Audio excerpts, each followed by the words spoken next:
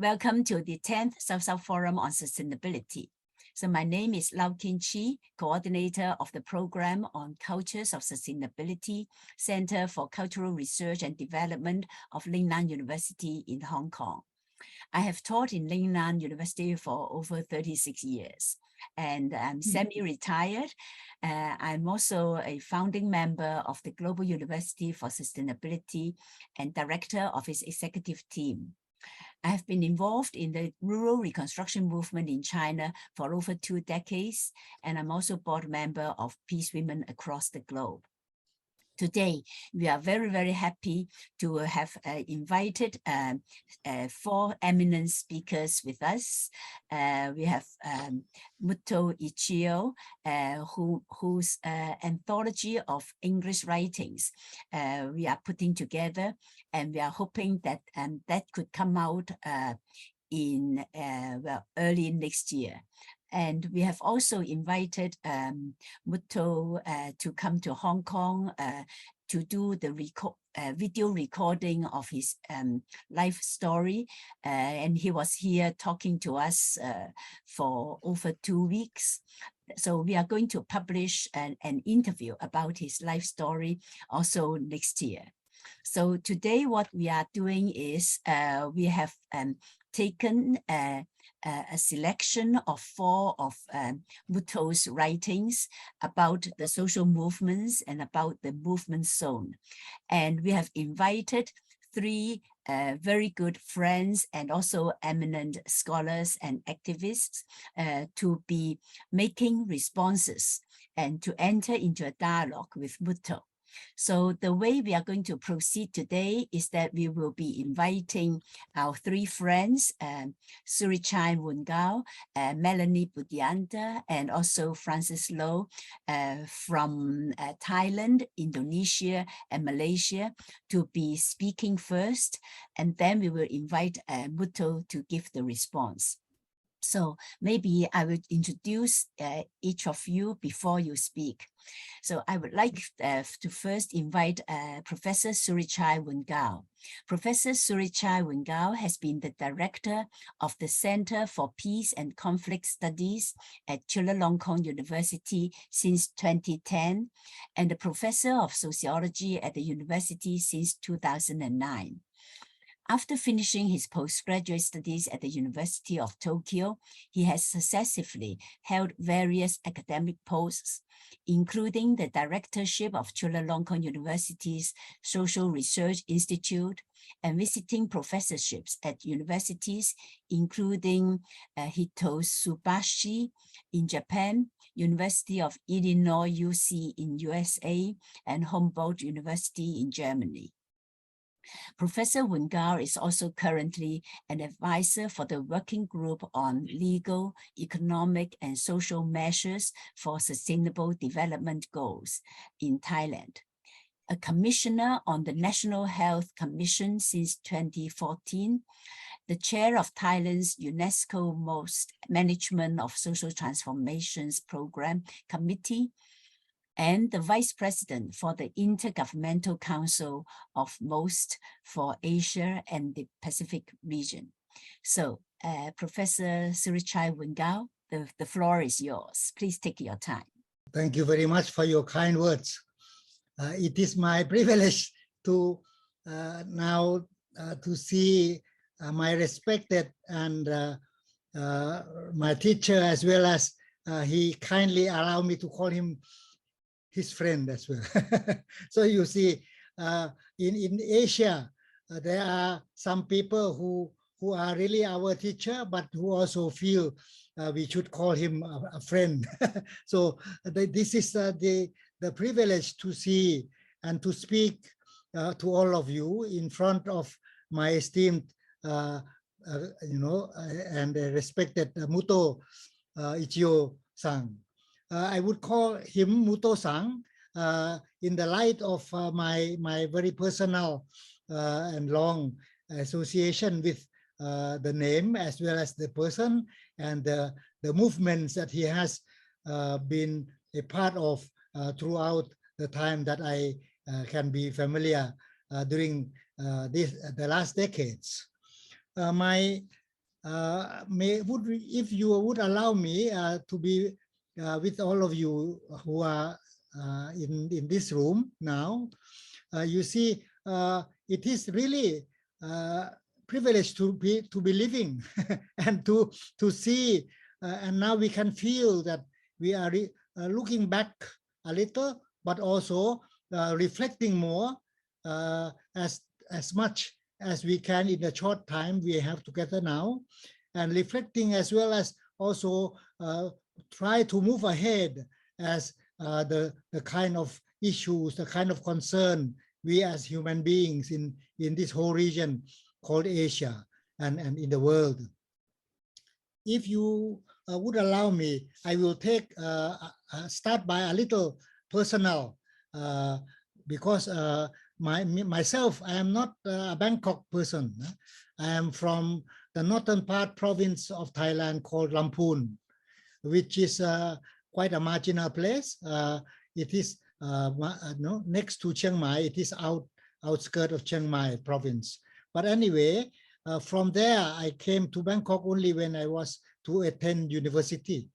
So, and since then, 4 years in Bangkok and then 7 years in Japan. So my long years of youth and education through the years and period that I was in Japan, and that was the time that I was a part of exposure to East Asia through my presence in Japan. So Japan was a place, but it's also a window of my learning during my younger days as graduate students, but also as a learning through things outside classrooms, outside seminar rooms, but more along the line of engagement with movements. So I would say through my personal engagement since my younger day through education and also through my activities from the 70s.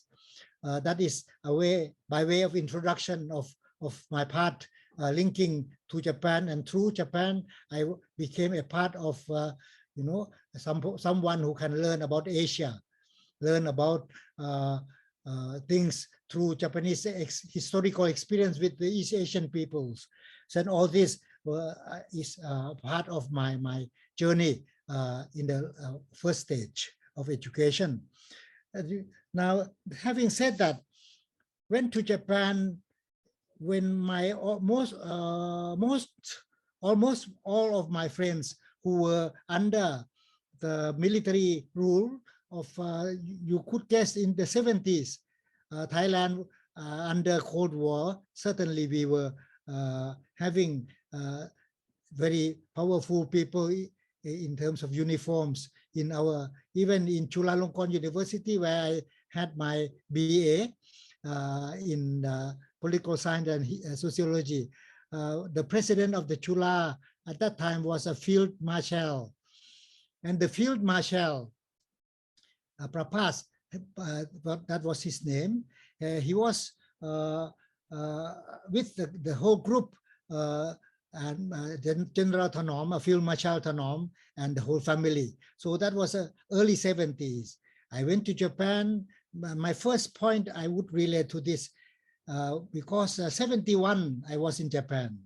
1971 was a year that a few years after the many important events that Muto-san wrote in the Watershed paper. The world has had a lot of things going on. I would not delve into that, but I just mentioned my personal experience when I went to Japan with a key question of my very interest in how Japan became modernized, and as a part of Asian experience, was much eager to learn how this kind of national experiences could be understood and could be also compared, as well as could be taken into how we would move ahead as a country. So with that kind of question in my mind, I was able to learn about not only the speed of modernization of Japan under the more or less Western model, but the speed was very important along the line that Japan were able to also, and on the other side, as Muto-san said, Japan also take to its own mission a sense of being able to conquer whom? Conquer the neighboring countries, including the peoples that we will learn later. And through that, we also learn, I also have been able to learn about the modernization experience, including industrialization and pollution movements. And all these things, in the 70s, Japan faced very important challenges within, but that was not very much the mainstream questions of in the classrooms, but more in the public arena, the struggle of pollution movements and Minamata disease, and also the call of the Minamata victims to be considered and to ask the world not to repeat the lessons from Minamata. So those words were very, very important for my learning as my first point, personal engagement and learning. And since then, I was able to reflect on the cost of development, the cost of modernization, and the cost of industrialization, which will not be able to put into a balance sheet of easy kind, of any systems of knowledge that we know of. But we learn more about this so difficult, and those miracle stories from outside Japan as number one, as some people would call it in a book. But those are something that does not make sense to human senses who are living with all the trauma, with all the sufferings, with all the tragic experiences unattended to, and not responsible by any public agencies enough. So those were the issues. My second point I would like to relate to the kind of very, very important window of learning that Muto-san was a leader. I'm sure he would say, as a part of the planner of this kind of engagement, that was called and the PP21. PP21, or People's Plan for the 21st Century. That was the case. And it was well conceptualized during the very, very, very dynamic period before and soon before and immediately after the Berlin Wall. During those late 70s and early that period, we could remember very hot discussion and debates on the future and about the future of the world during those days. Yes, certainly in the global level, there were a lot of talk on globalization, which was supposed to dominate all the discussion about how we should move in terms of development. I was very fortunate after I returned to Bangkok to work and to be more associated with discussion around this kind of reflecting on the kind of issues after the change in Indochina, after the liberation of Indochinese countries, liberation of Vietnam, liberation of Laos and Cambodia, and what usually be called the Vietnam War, and also Indochina issues. So those were the period culminated into the early 80s, where we witnessed more changes in Europe, and also learn more what has been happening in the socialist worlds. And all this culminated into a very important crystallization of ideas into how something beyond country to country exchange of experiences, going to more in terms of alliances of experiences, in terms of how we can make sense and also learn to work together. So the first Minamata Declaration, that was the declaration of the PP21 in 1989, highlighted the Minamata as, some people would know about Minamata disease, but the very imaginative, the very grounded human values in terms of learning from the victims and highlighting the peripheral or the marginal in the visibility of globalization. That was highly, I think that was very important for me or for us to learn from PP21.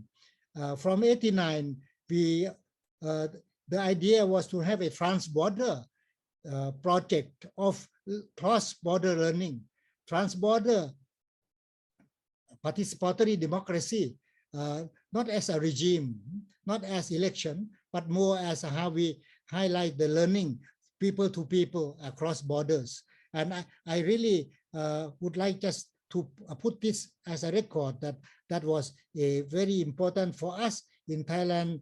We were organizing this in the light of, we also had a coup d'etat in 1992, and that very year, 1992 was also a period where we were able to deal with the coup d'etat, not only about the mass movements to topple it within a year, but as well as to really borrow the momentum of the global and local regional dialogue of trans-border democracy, trans-border participatory events or activities, so that we can learn across many groups. And in that sense, the learning part, the global social movement experiences could become a cradle of many friendships and many collaborative ideas coming afterwards.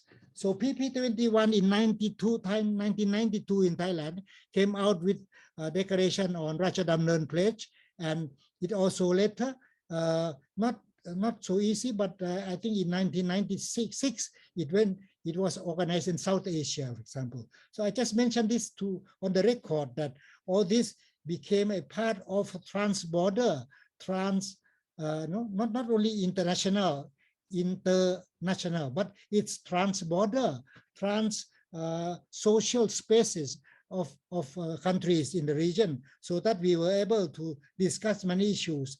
What I would like to highlight in this second point is that for the first time that in Thailand, or to take note for all of you, the land of the Thais,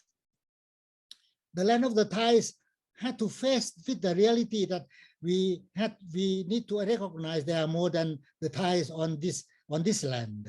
And in that sense, we were able to as a part of the bigger plan, we were able to organize series of engagement and discussion on the problems of livelihoods, as well as the impacts, as well as the movements. So that was much a part of how we were able to count at that time 13 ethnic groups who were able to get organized as a forum in series, so that we came out with statement, and also that statement became a part of an input into the bigger statement that we call Ratchadamnern Pledge. So along that line, for the first time, the public recognition of the indigenous issues or the ethnic issues in the land of the Thais will become a part of a broader discourse. I would like to highlight and to remember Professor Sane Chamarik, Chan Banthon Ondam, just to name a few, but these two figures were so important that although they have passed away, the greatness of their leadership, the greatness of their moral leadership, as well as their intellectual leadership for all of us, Ajahn Banthorn also, we have lost him just a year ago. So with this, they were the people who came to the public to share the PP21 committees in Thailand, as well as to share all the broader exchange processes, as well as to engage with the bridging Thailand and all this process under the initiative of PP21 started from Minamata Declaration. So along that line, may I just go to the third point that I want to say. Today, we are not only to talk about the past that we were able to think retrospectively. Today, we are trying to understand the present as well as to look together into the future. So my third point relates to this. Muto-san, in his reflection, there was a word, and I think he was also engaging with our Chinese colleagues as well, about the world without principles. May I highlight the geopolitics of the world today make it seem that there are no firm principles that we can ground ourselves upon. I mean, the kind of some people talk about new Cold War. Many people talk about the re-emergence of geopolitics, but all this all along, we were able to witness at present, not only the political competition, but more, almost every day we are faced with climate disasters. Almost every day we are faced with this very difficult environmental challenges, which now became a part of our health problem. I highlight the present in the light of we are able to live even after 3 years of COVID-19. So with all this COVID-19 experience and with the disaster, climate disaster, but also humanitarian disaster in the making in many countries, that geopolitical competition or the grounding were able to put fight for power, just physical power over one another in terms of nations or states. But all this have caused so much the suffering, the terrible human displacements. Never before we have this human displacements on the international level this many. As you know, the count is very challenged, but the UN accepted that we have 1 million, not 1 million, 110 million up of displaced people. So this displaced issues of people also impacted by climate, but all this put to our consideration. I think it is really the challenge of humanity's responsibility, and it cannot be put under certain big powers' responsibility alone. They have caused a lot of war, and they just left without responsibility in Afghanistan, in several places, North Africa and Middle East. So you see the powers, the great powers in the world that were a part of a bigger geopolitical discussion. But now I share with Muto-san that the loss of principles, maybe the loss of morality in the global politics, loss of international responsible plurality discussion in terms of global politics and are very clear. But no one can only talk about the responsibility of others, which I mean many statist people and many people who go along that line are hugely responsible. But yet we cannot only say we are not a part of that redefinition or thinking or how to put our efforts together in the light of this disaster in the making, which are coming more. Many people talk a lot about poly crisis or multiple crises, etc. But every day, I think we witness that there are people who in certain countries, even in the Pacific, they are much neglected in the global discussion in terms of how we deal with climate. So the technical fix of the climate issue are dominating our discussion too much, why we do not have been a part of yet of a more engaging discussion together. So I put forward here, beyond geopolitical discussion of the kind, I think the moral question, the international responsibility issue that Muto-san proposed cannot be left to the states or the responsibilities of governments alone. I think the movements, the responsibility of agency beyond the state, including the state, but beyond the state. And now I go to the responsibility of social agencies. So in that sense, I think I would like to see how we move ahead in terms of increasing our ability to work as power of learning. So my last point would relate to this power of learning. I learned through Muto-san, to many respected friends who I was able to be together, but somehow we now many friends have gone to another world. But I am sure in the spirit of our discussion that Muto-san have been a very important teacher as well as friend.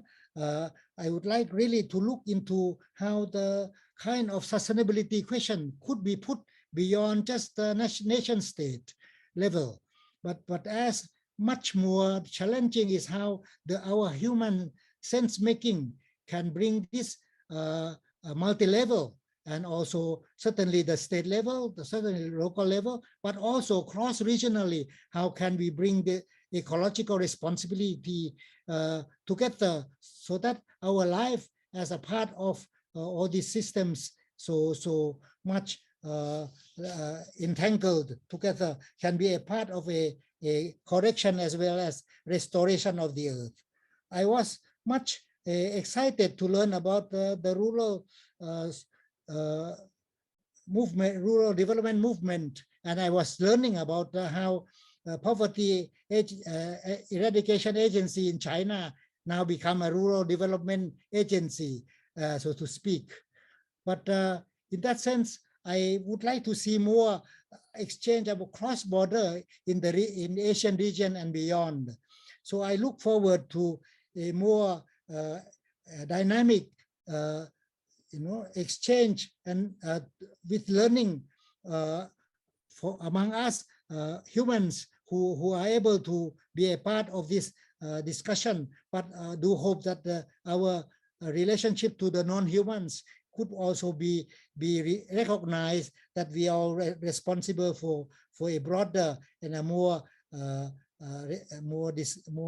enlarged platform because Asia have been a part of the bigger civilizations together along that line. I'm sure the civilizational perspective that we can discuss among us could also be a part of this reflection with Muto-san and his writing in the light of certainly how to restore the earth, as well as how to move ahead together with a very not separate responsibility or double responsibility, but as an integrated mission.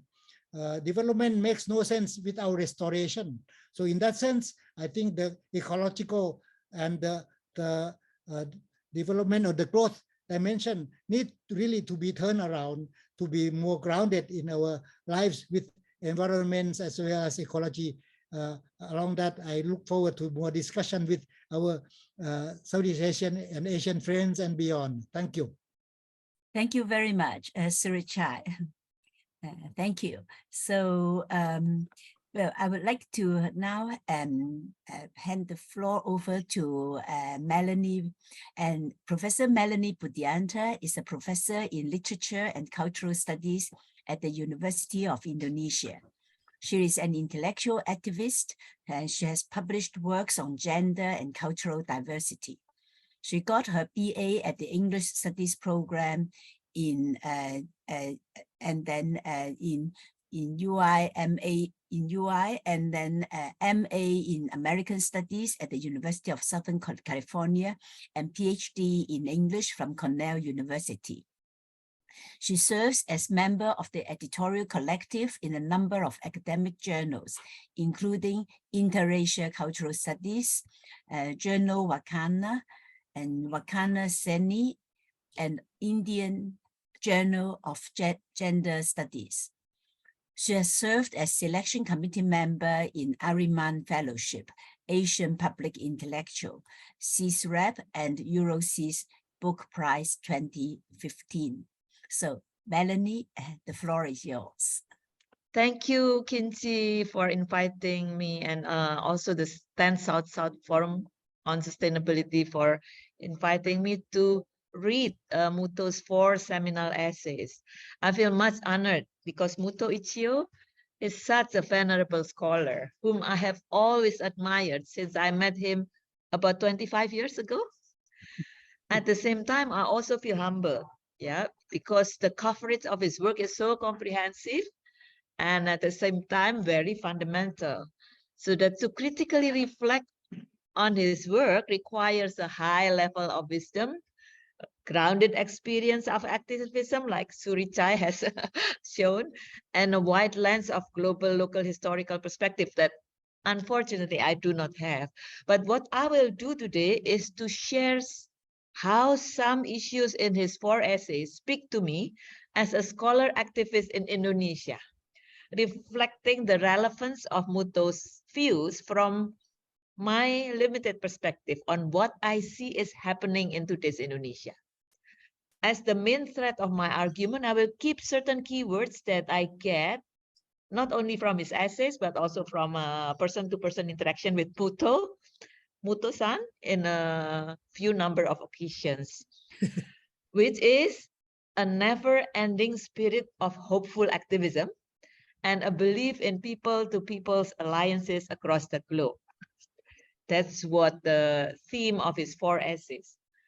But to be ironic, I want to apologize to Muto. I would like to start by mentioning what the global neoliberal system, which Muto always criticized, came up in the last G20 meeting in Bali in 2020. This is the meeting of the wealthiest economies of the world. And in the process, the S20, this is Science Scholar Engagement of the G20 countries, provided the G20 leaders with a list of issues. And one of it is, quote unquote, to guarantee that people are at the center of policymaking.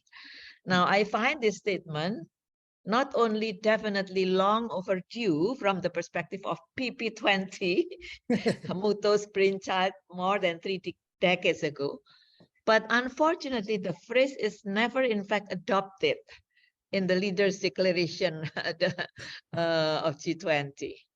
So far, that is as much as we can expect from global institution, that secures the world economic supremacy. The G20, whose turn of leadership Indonesian presidency was most proud of, is definitely a far cry from the 1955 Asian African Bandung Conference, which Muto always reminds me as a memory of hopeful past whenever we met. Now, what happened in between from 1955 to 2020 is a complicated multi-layered history that begs to be re-examined from the framework of Muto's essays. First, I would like to start with Muto's Watershed 1968 and Metamorphosis of Social Movement in Japan. This essay offers sharp insights into 12 characteristics of today's social movement and contextualizing it contextualizing them in Japanese diverse social movement, from student movement resisting the hegemonic power structure, farmers opposing the new Narita airport, movement of Minamata industrial mercury poisoning victims, which gathered support from wider society actors. Now, the term watershed here refers to the crisis in the leftist movement, which caused a paradigm shift and the institutionalization of new social movement, turning from the contestation of the vanguardist party politics towards the network of embedded and embodied everyday politics of diverse marginalized peoples. So there is the intersection of class, gender, ethnicity, sexualities, etc., etc. Muto's paper explains the process of institutionalization through the very tension that thrust the universalization brought to the localized struggle, lifting it to the higher level of social change. Muto's watershed paper ends with a problem about the loss of contradictory yet productive tension that characterizes the 1968 paradigm, when the movement moves from the states of institutionalization to functionalism, reducing it into compartmentalized, particularized movement, lacking integrative, albeit conflictual mediated processes. Yet Muto's optimism, as always, never wavers, and the paper also ends in hope for a new paradigm to come. Now, the plea for transborder people's alliances, reviving the Bandung spirit, is the plea that is challenging. How to realize it in a completely different global, local terrains of today's very messy world. Yeah. To answer the plea, let me reflect on Muto watershed paper by looking at the condition of social movement in Indonesia. Now, when Muto said there is a watershed of 1968, yeah, this term is inapplicable to Indonesia and probably to Southeast Asia. So I would like Muto to respond later on about this. Yeah, the definition of new social movement as theorized by European theoreticians may be useful and relevant to refer to the characteristic of today's movement. Yet, the 1968 context, the European one, is very different from what is happening in Southeast Asia. The 1965, and its Muto is very much aware of the communist cleansing tragedy occurring in 1965 and its implication for today's social movement. He mentioned it in his other essays. The 1965 was in fact the death knell of social movement, especially the leftist politics, as the damaging ramification of Cold War impacted Southeast Asia. In Indonesia, the 1968 to the 1980 is in fact the climax of the anti-communist or the heyday of the anti-communist militaristic regime of the New Order. During the New Order period, social movements, if any, had to be clandestine under heavy surveillance. Although student and leftist intellectuals still managed to spread or stage, often through playful secretive language or literary symbolism, their critique of the New Order capitulation to US and the global capitalist regime. Any direct and explicit movement to resist the regime will be clamped down immediately. One case is the students' demonstration on January 15, 1974. This is the protest that occurred during the Japanese Prime Minister Tanaka's visit to Jakarta, and it signaled the breach of student support towards the Suharto regime, which the student claimed to have deviated from serving the people's needs toward foreign investment economics, marred by internal corruption and abuse of power. The peaceful demonstration turned into chaotic riot in 1974, known as Malari, abbreviation of the January 15th, marked the escalation of state repression and censorship through the banning of 12 print media.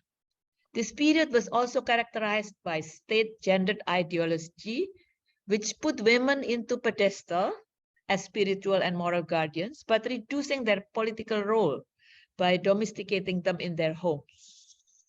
The state memorialization of 1965 communist cleansing showed the depiction of political women as sexualized, power-hungry monsters. So this is also the period where women's movement is heavily repressed. The rise of social movement only occurred in 1998, when the new order regime was finally toppled down due to a prolonged monetary crisis and mass upheaval. In the women's movement, the 1998 was also remembered as a traumatic event, when around 150 women of Chinese descent were mass raped in a staged mass riot in various urban centers in Jakarta and several other cities. Reflectively, scholars have theorized the tragedy as a spectacle of terror done by the regime of military supporters to retain the status quo. This is the same strategy of mass riot done during that student movement in 1974.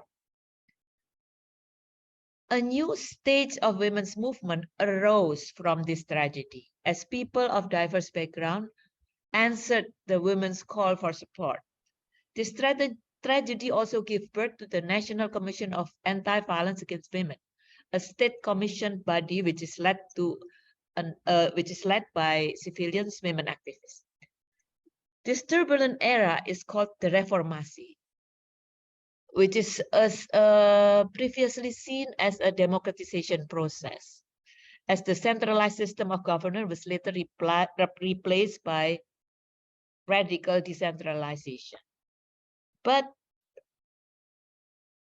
the promise of reform is not fulfilled. Later I will talk about it. But in short, the Indonesian story does not follow the 1968 watershed paradigm. The Indonesian story, combined with other Southeast Asian story, needs to be compared as alternative mirror to theorize the new social movement, which differ from the European model. However, in order to reflect whether the 1998 Reformasi did establish a new paradigm of social movement, we need to read Muto's other essays. First of all, from the 21st century perspective, the word Reformasi, which was hopeful in its inception, was now seen as a false promise, as the legacy of the earlier political regime was not gone, but grew roots in pluralized, decentralized ways. At the same time, global conservative backlash after 9/11 reverberates locally in the rise of religious fundamentalism, which inflicts upon women's movement across the island. The vanguard politic is no longer ideologically clear, competing in the political scene with national religious groups, which often use identity politics as vote-getting strategies. Today, Digital Revolution 4.0 multiplied the complexity, not only in dividing peoples by spreading hoax and hate speech, but also diversifying and at the same time also connecting youth and other actors of various social movements. The terrain, therefore, has become noisy, messy, and complex. At the same time, the globalized capitalist regime is solidifying. So in this case, the way Muto described the global power in his essay toward the autonomy of people of the world is very relevant. This is what he said, I quote, "The global power is not monolithic, but is divided by clashing interests among its components. Yet they join forces when it comes to the point of defending their basic logic and rule, as well as their interests against the actual and possible resistance from popular forces. In his other essay about the peripheralized community against development, Muto also outlines stories of anti-Kaihatsu movement, which is still relevant up to the present in Indonesia, with the state playing as brokers for land exploitation by local as well as foreign investor. The fights to claim the rights to soil, this is Muto's term to refer to the holistic meaning of the cultural rural livelihood instead of land, has been rather bleak in Indonesia. Many indigenous communities have been relocated and lost their ancestral forests due to mining and other exploitative industry. Farmers are turned into farm laborers, industrial workers, service workers for tourism industries, and younger generation left their rural villages to become migrant workers. In this fast urbanization, cultural knowledge and philosophy to care for nature has been lost. Rice farmer eagerly shifted to oil palm, rubber, and other tree crops for export industry. The changing lifestyle is transforming everyday lives of the people in such a way that collective resistance is sporadic and sparse, easily curbed by the local governments that collaborate with investors. In such messy condition, the question is, how can we locate the people in Muto's concept of alliance of hope? And what kind of alternative world or Janakashaba, if I hope I pronounce it right, can be reimagined in today's social movement? These are two questions. First, let us talk about the people. Muto acknowledged in his essay that there is as yet no such entity as the people of the world as a potent agency of autonomy, quote unquote. Definitely, we are not going to subscribe to the liberal individualism as advertised by the hegemonic system. On the other hand, Muto direction also diverts us from the state-based peoplehood, which is susceptible to national chauvinism and machinated communalism, quote unquote. In his paper on the peripheralized communities and the People Alliance paper, Muto imagines that the alliance of people can be made or can be strengthened from the collaboration between those who were victimized by the various sets of imbalances of power relations, among others, women under patriarchy, rural subject under state capital, with their mediating agents of support. But Muto also realizes that such collaboration is rife with internal contradiction and tension. And second, that people, the term people, keep undergoing constant transformation. Definitely, this problem applies to the pluralized women's movement in Indonesia, which is complex and rife with internal division about moral or ethical values, strategies, and priorities, not to include race, class, region, religion, and generational divide. For example, while progressive activists fight for the recognition of sexual minorities, other women work collectively under the name of religion to sanction only two genders as the accepted norm.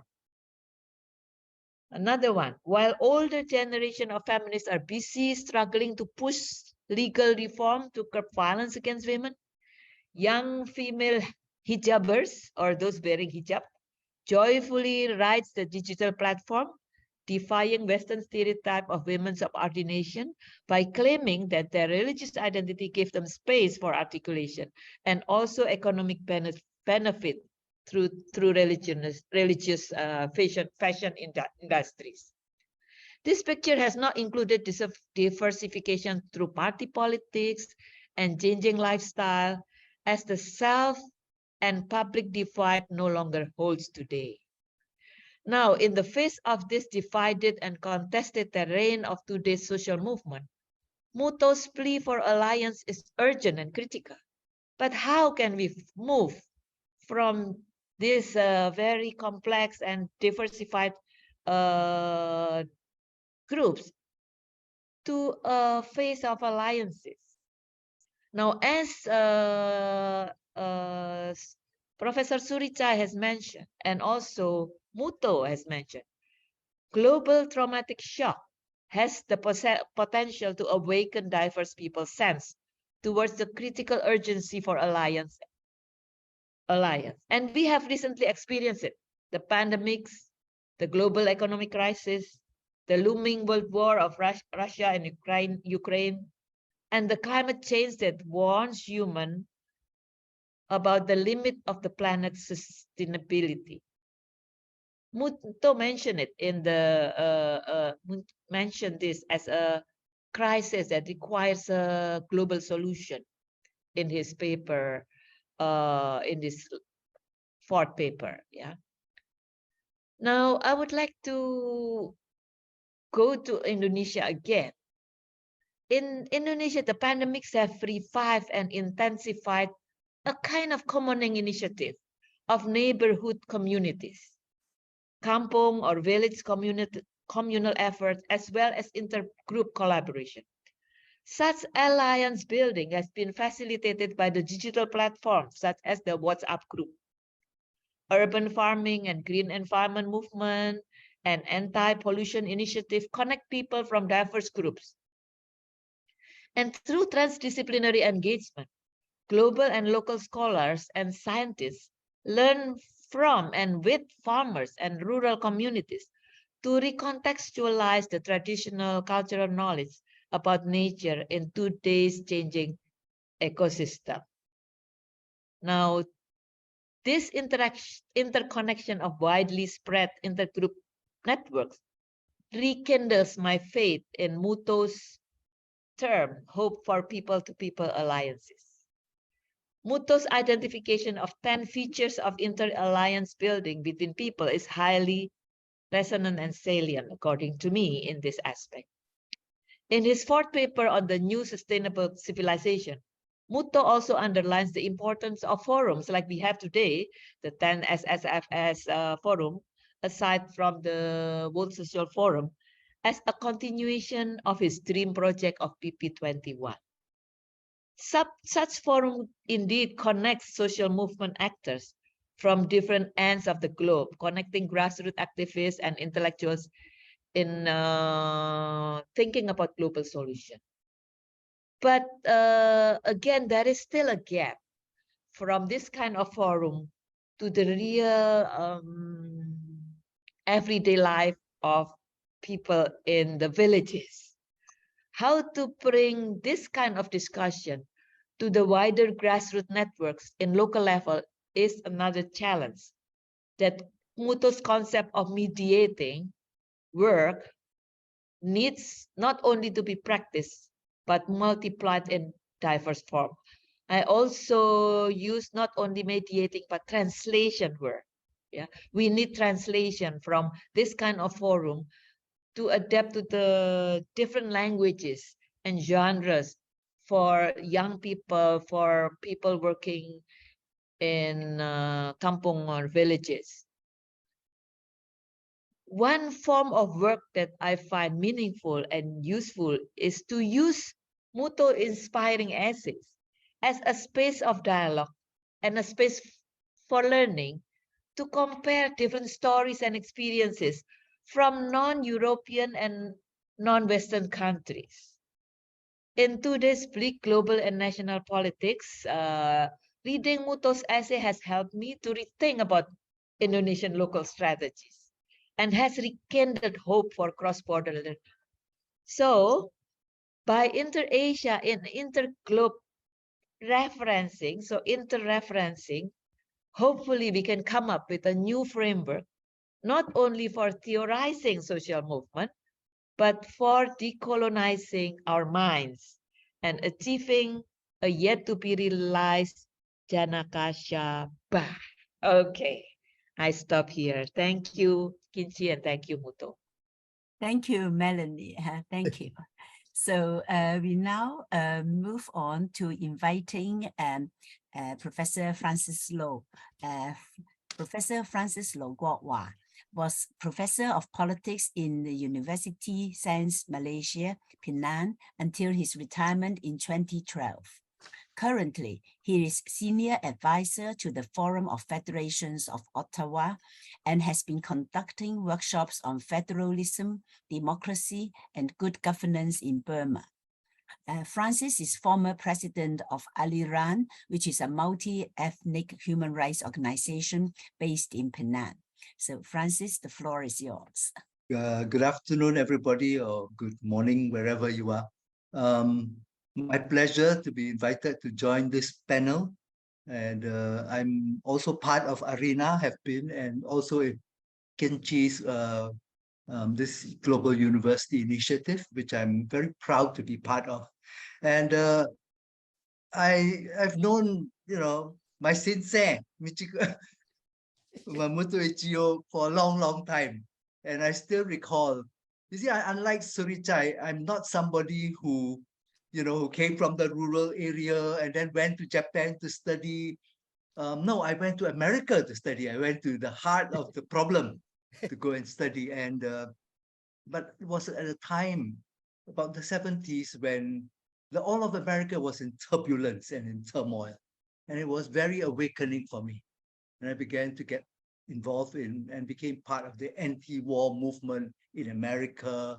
And subsequently then, a lot of my politicization was through the lenses of Western academicians who were writing about the Vietnam War, about what was going on in '68, in Europe principally.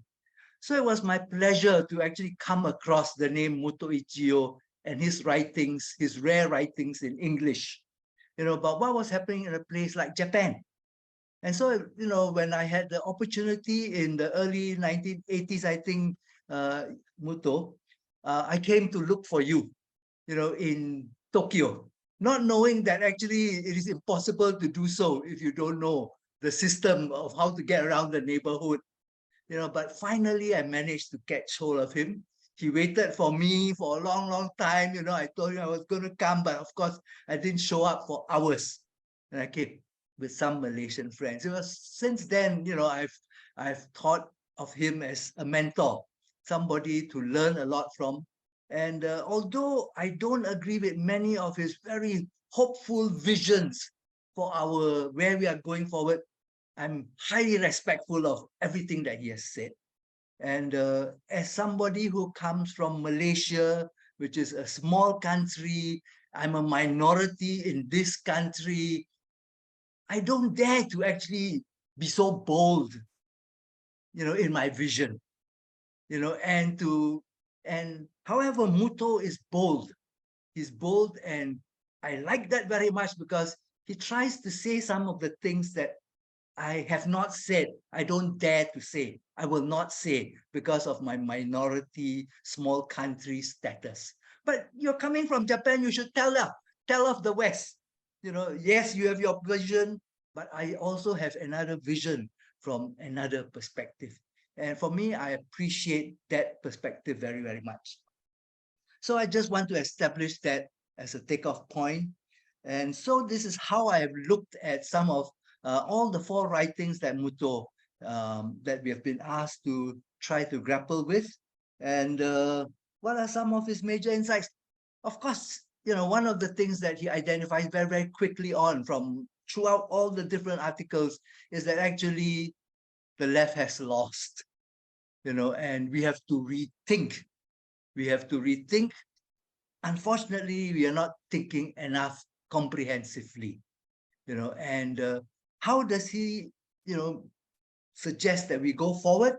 And I don't want to repeat some of the things that Melanie and Chan Suricha have said so well. I just want to jump into some other things as to make a distinction between some of the things that they are saying and what I want to highlight. So the first thing that he always reminds us of, we have to rethink, we have to begin to move forward, and he gives us some guidelines. And one very important idea, which Melanie already talked about, is this trans-border participatory democracy, which is in a sense epitomized by the PP21 movement, of which I wasn't a part. I was still, grappling with settling down in Malaysia after 10 years, in America. So this idea about trans-border what I like about this is he's telling us that actually we're talking, he says, about not non-formal politics. We're not talking about the formal process. When people talk about democracy, oh, the three branches of government, judiciary, and like my students will always reply to me.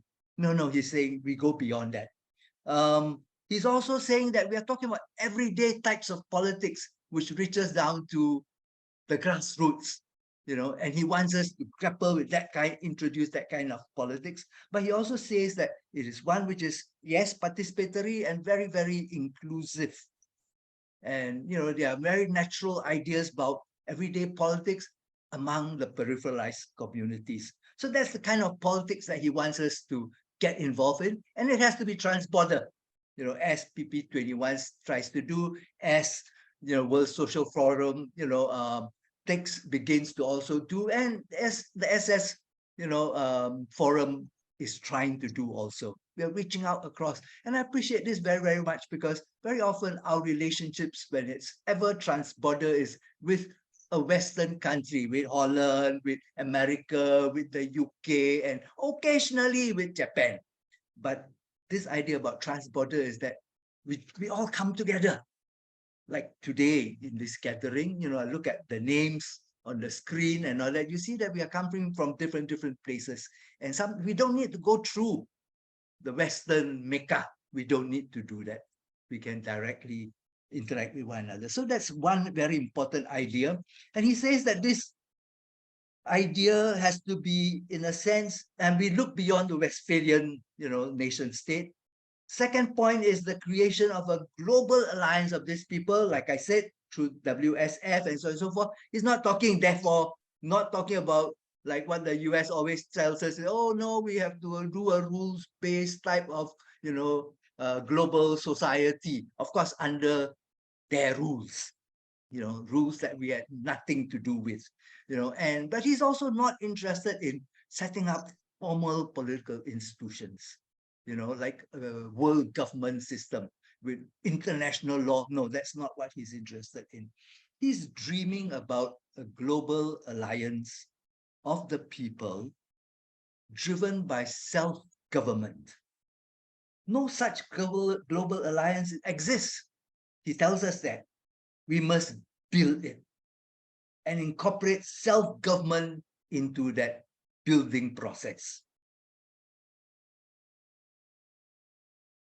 Melanie talked about how, he mentions Bandung, but actually he mentions it, but tells us that we have to go beyond that.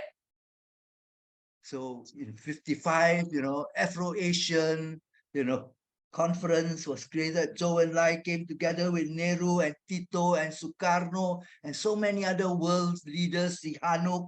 But he's saying, no, that one is nation-based, nation-state-based. We are talking about a people-to-people alliance. We draw lessons from that, but we are going to have to go beyond that. Then he mentions that this alliance can be likened to a movement of movements. So I was trying to understand what he, I reread, here, that article, this article, try to understand what he's trying to tell us. And this movement of movements is wherein the autonomy of the people or self-government is prioritized. He envisions collaborating, cooperating, struggling together without going through the nation states. And he says, thanks to the new IT, networking, communications, realizing the alliance it is possible. It is possible. It is possible. In this regard, he clarifies that PP21, WSF, important events that brought together people, progressive people of diverse backgrounds, and they began to interact with one another at that time. Multi-sectoral, multi-issues were catered for.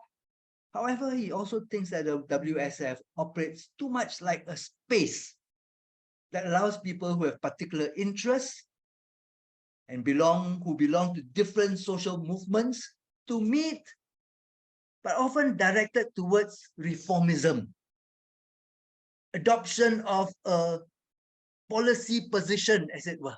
Change this particular policy, deepen it, improve it. Too much advocacy.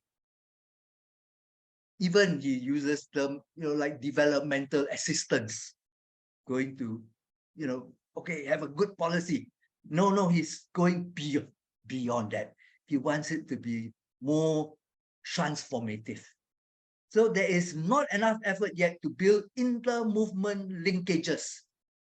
We need these different issues: the feminist agenda, the environment, climate change concerns, indigenous people's rights, our concern for labor rights, human rights, peace, body politics, sustainable, equitable development. These multi-sectors of each of them must begin to intertwine, interact, and mesh with one another. And this is his frustration. It is not yet occurring enough. We come together, but all the people who are interested in peace, we gather for 1 day or 2 days, debate, discussion, and then we end up in a position about peace. Women's issues, talk, oh, what's happening in America, what's happening in third world developing countries, what Africa, and then we come up with a new position, but related to that one issue. We are not enmeshing, interrelating with one another enough. I think this is what he's saying. And if you begin to do it, of course, it will be very messy. But he says, and I like this term very much, he says, alliance building is giving, this is Muto's words, not mine. Alliance building is giving life back to diversity as the wealth of global society. I think he must have thought about this very carefully, because this is words that I wouldn't use myself. Alliance building is giving life to diversity as the wealth of global society. He's saying that these relationships will, and he's also saying that these relationships will need to be ever, all the time, changing and renegotiated. And it is actually, this is the organism itself, alive, is ever changing. There is no blueprint. There's no final document like in the first wave of the movements. This second movement is going to be very diversified, very messy, but we negotiate all the time. Wow. For me, this is a big headache. You have to be engaged in politics forever and ever. And this is the special thing about Bhutto, as Melanie was saying. And this Surichai has also been saying, he is there, he's been there forever. He doesn't seem to tire, and he's been doing this, he's been sharing his ideas, provoking us, for the last, in my case, 60 years, but he's in his 80s, 80s or 90s, Muto-san? 92. Yeah. 82, yeah. So this is so important. His view, so this is the watershed, this is the new movement that he's looking for. There will be tensions in this new movement. It's not like so clear-cut as before. Transform. We are not transforming society necessarily. He's saying we are transforming relationships. Different, not transforming, different goals. And yet we want to work together. We are an alliance which has different goals. And sometimes it's just cost-oriented. It is not like, seizing power at all. He's not very keen on this idea about seizing power, even less that it has to be led by a vanguard party. That for him is an agenda which is old-fashioned. We should put it aside. And generally, I would agree with him about this. Yeah. And where do we then get that inspiration? He says the inspiration comes from the autonomous, grassroots, peripheralized communities that Melanie was talking about. And sharing, this is also happening in Indonesia, but in a less, negative, in a less positive way. These are the anti-Kaihatsu movements. And here there is a wellspring, of gives us energy, gives us hope. Maybe we haven't been doing that enough. Perhaps that's what he's saying. He's talking about it. I'm not sure if he's continuing to doing it 2023, but he was doing this for sure in the 80s, 70s, that period of time when he was so active, very important leader in the whole, transformation movement, the second wave. For Muto, the old-fashioned way of coming to power, seizing the state, being led by a vanguard party is over. He doesn't want that. This proposal arises for him from that Japanese experience, when conflicts of interest arose between the local community who were victimized, the strugglers, and their supporters. Beheran people, the Zengakuren, and the other one, Kyoto, Zen Kyoto people. So they have these people come and support the strugglers, and yet actually there are tensions there. So he's actually capturing this even at the micro level. Both are united against the national system, which is dominated by the corporations and the bureaucrats, high-power bureaucrats. But within this group who are opposing them, there are also contradictions. And he warns us, watch out for this. Watch out for this. The local community of Okinawa, Minamata, Sarizuka, who were fighting against the building of Narita Airport, were not imbued by any ideology, but they were driven by what he calls life politics. Life politics. And this is the term that Melanie used, Jarakashaba, which apparently means the world which is not. We want a world which is not like this. So they're not talking about, no, we are going to have a pure notion of what is nirvana or what is actually the future. No, it is, we don't want this world. This is not what we are living for. So it's they want to shape the future, and they do not want to allow the corporations and state to determine for them their future. Not just the corporations and state, when I was bullying them, sometimes it was also their own supporters who had their own reasons for joining the struggle. And yet, these people, the supporters and the strugglers, and this is the important special thing about Moto, he realizes there's nonetheless an organic relationship between the two of them, because they share something in common, and yet they have their differences. It unites them, makes them into one against those people outside, the big power wielders, and the big, capitalists. We are the same, but yet we have our contradictions. So he takes us then to ground zero. For me, he takes us, Melanie talks about this also here, she identified this, this is the Chiike, or the community, this is so important for us to touch base, go back to these autonomous, small communities, and there they are involved already. You don't need to tell them, they're already involved in a life politics. Life politics, and they had so many examples of protesting, and he lists that for us. Sometimes they just delay things, sometimes they have a sit down, sometimes they resort to violent struggle, like in Sanerizuka. But they have ideas. We don't need to come in to lead them. We should be humble enough to perhaps come and learn lessons from them. He shares with us then the analogy of not going to the Mecca of sumo wrestling in Osaka, to try to fight those in power, for they will surely win in that wrestling ring, which they control and they're so familiar with. Rather, he says, we fight them locally at a sumo wrestling site of our choice in our neighborhood. We determine, don't let them lead us to the fighting side. And he also tells us this is what Mao Zedong did. He used guerrilla tactics against the powerful Japanese Imperial Army. And he won. So we can also win in this way. So this is then, for me, the brilliance of this man. He dares to dream. He actually offers a lot of insights. He's too positive for me. And from that point of view, I cannot agree with everything, but I am so encouraged by listening to him and reading him all the time. So I have just a few questions I want to ask.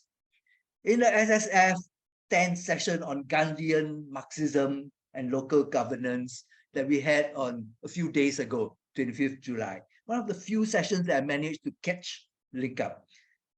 Our old friend MP Parameswaran, as well as others, discussed creating a republic, a federation of independent, autonomous, panchayat-like communities that are neither urban nor rural. We call rural, and that equally looks into the question of production and consumption.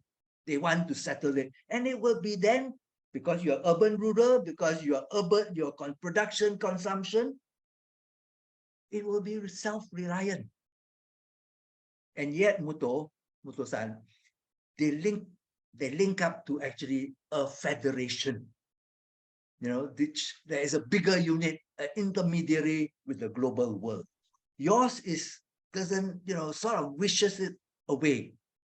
I would also love to have them go away, but it's not so easy. And this is that group of MP discussion. So I want, maybe you can respond to this, or the other people. I think Kinchi on that occasion had very important remarks to say. Maybe she can repeat this to this discussion group as well. Or other people, if they are around KK or MP, if they are listening in, maybe they might want to come in. Anita and our friend Mano Mohanty, they all shared that. So this is the first question. The second question is actually the biggest and most successful movement in our Asian region today are actually the religious-based movements. But progressives in our region do not yet appear to engage with these movements, to intervene and to battle with the conservatives who dominate these movements. Consequently, we allow the extremists to dominate, and they begin to steer these movements into conservatism, they obfuscate the issues, and they result in separatism and sometimes violence. In fact, all the religions have progressive factions. Should we not be actually engaging in these bodies, these movements, which are so dominant today? And in fact, in India, because of the success of the BJP, they are telling let us create a Hindutva. In Malaysia and all that, it's moving more and more towards the solution is the Islamic State. Or in Indonesia, the Islamic fundamentalists are also beginning to push in this direction. Or in actually Buddhist Sri Lanka, in Myanmar, they are also pushing into this direction. And the progressives who are there are trying to fight this. And maybe our movement, our progressive intellectuals do not yet attend to this question more and more. And I am very concerned about this issue because of the fact that I come from Malaysia, and I see this happening, in the 30, 40 years that I've been involved in the struggle. I thought when I came back to Malaysia in the 70s with Jomo and, Nasir and all these people, Johan, Saravana, Mutu, these people, we all came back. We thought we were going to be involved in a revolution to change the whole world and Malaysia for the better. However, we have been embroiled, brought down to earth by this problem of ethnic religious politics. And we have had to grapple with this. Your case of Japan has no ethnic, religious politics to disturb you. Here we are bogged down with this problem. So this is, and I also think that this is the situation in Burma, the other country that I've been involved in for the last 10 years. And there they are also now stuck there, not just fighting the military, because on their agenda, they must also consider how do we reorganize our country? Because the moment you actually just go back to the community, go back to the local community, then the monsters outside will come and eat you up. The imperialists will return, they'll break you up. I will take the Kachin, you can take the Chin. I will work with the Mon, I will do with the Shans.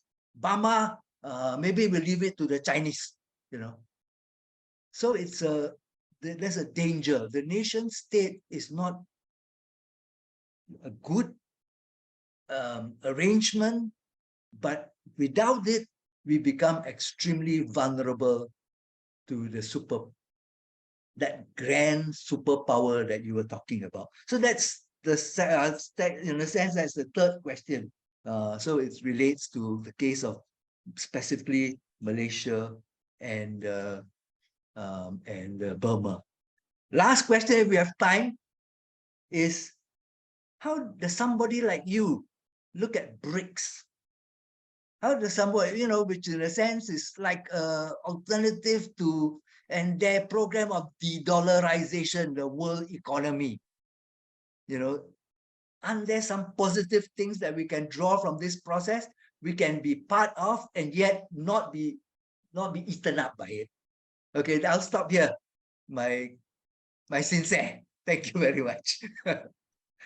Thank you. So we thank the three speakers we've had for reading very closely the 4 papers that Muto has written and putting forth many questions. So Muto, you could feel free to respond to any of them.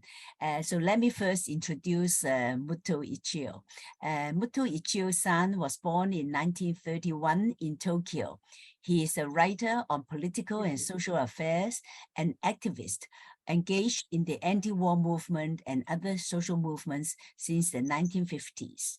He was active in the anti-Vietnam War Beijing movement from 1965 to 74.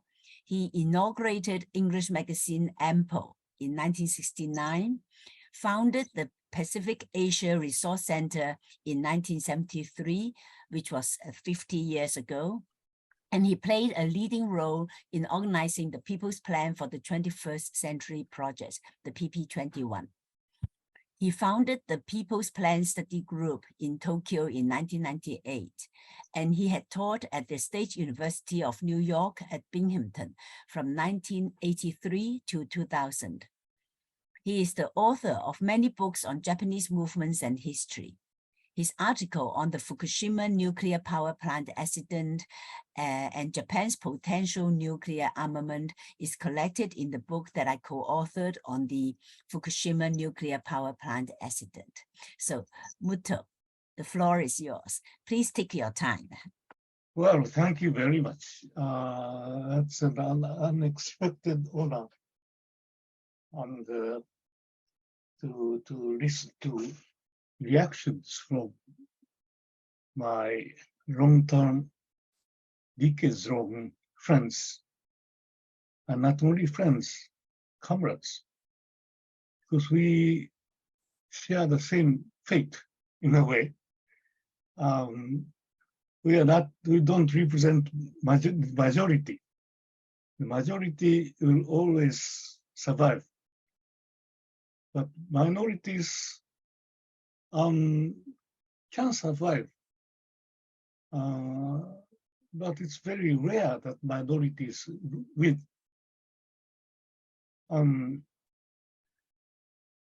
That's my position. So that's why I'm not very pessimistic. Well, too many grounds for me to be pessimistic and abandon everything. Then what?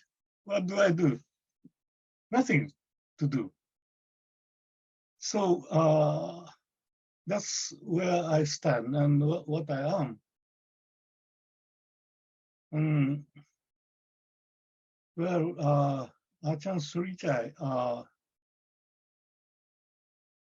is my teacher in many ways. He was a student when he was in Japan. I didn't know that he was as many as 7 years in Japan. My classmate was his teacher, a sociologist. So I met him, I think it was after 76 or about that time when Tamasato massacre occurred. And I asked him to write the paper on it, and it was carried by Ampo journal. I think it was the best reportage on that tragic affair in the world, the quickest maybe. So it's a sort of movement relations. Of course, I was invited once or twice to a group of three, four scholars, including mostly Japanese, and had talks. But I don't remember. I had deep discussion when he was there, because we are busy with movement and how to support the people in Thailand who are suffering so heavily. Because we had earlier in 72, no, 73, yes, when Thailand had some democratic space. So the Thai situation was not a situation occurring in one of the Southeast Asian countries, but sort of a matter of friendship and matter of direct concern to us. And so we worked together.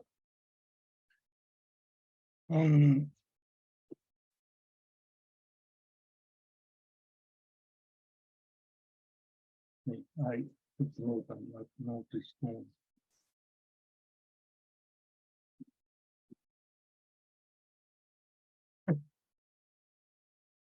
Nowadays,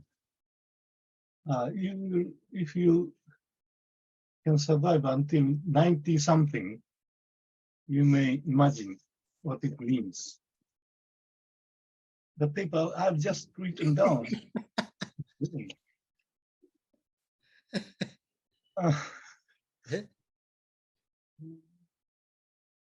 Well,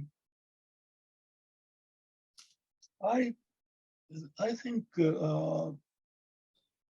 it's not just to Sricha-san, but also all the people the friends who spoke. That's not a matter of total sort of dreamy desire, but partly description of what is going on. I was greatly sort of impressed by what Sricha-san said the other day about Mekong project, the people along the riverside, the big river, so many communities, and many of them got warriors across borders, beyond national borders. That kind of thing happens. And that is not very common. It's a very advanced case of people coming together beyond communities, beyond the borders, trans-border coming together. But it's that's a basis. And I learned very much from Thai experience, like Bamru Kayota, how things that happened in Thailand some 30 years ago. So why it isn't very much sort of generalized, like something happening in New York or in Paris. The farmers' movement that started in Isan, the northeast, that was started as a march with all the complaints and all the protests. Farmers came out and marched toward Bangkok. It's a broad, very, very broad military highway. And they were stopped on the way. And they sat down, they didn't move. Then they demanded negotiation with the central government. And the government had to send some representative to negotiate. And Achan Srichai and Banton and all those left intellectuals joined and mediated. So that's how the Small Peasants Association started. And it developed into something larger as the Assembly of the Poor. The hundreds of farmers, men and women, children, they came up to Bangkok and occupied a yard in front of the government and lived there. And students helped and so on. I was present there. And they negotiated with the government on their demands. That lasted month after month. I think this is a very representative democracy is a way of the people negotiating with the authority. But that is an institutional sort of negotiation and confrontation. But in this case, in Thailand's case, it's a people, bare people, without sort of legal ground, no institutional support, but they came and negotiated with the government on par with the government. That is people versus government kind of negotiation.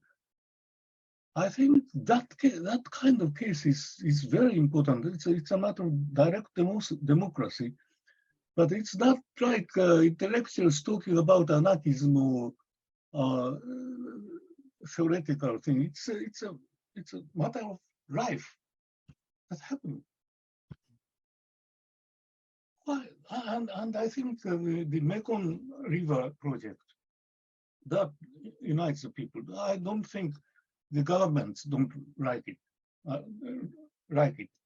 They don't accept maybe, but they are building their power to negotiate. And that's a kind of thing I mean by People's Alliance. And I am not an activist in the sense that I work among those people and go door to door to persuade people, which I do if necessary, and when necessary, I did it, but not very successful. Yet I like such kind of People's Alliance and people to people sort of coming together. And in the Philippines, the case from which I had got some hint is Cordillera, the mountain area in Luzon Island, where the Chico Dam project was imposed by Marcos, the former Marcos government. And there are tribes, but those tribes were not very friendly. They were constantly having some troubles among themselves. But when the Chico Dam project came, they got together and made a peace treaty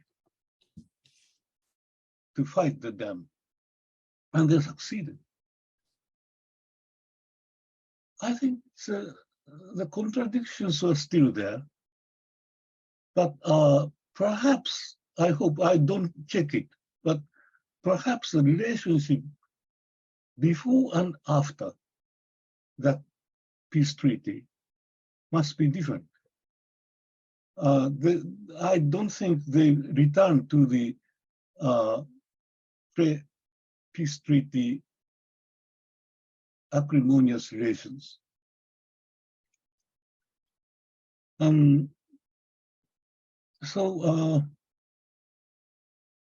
I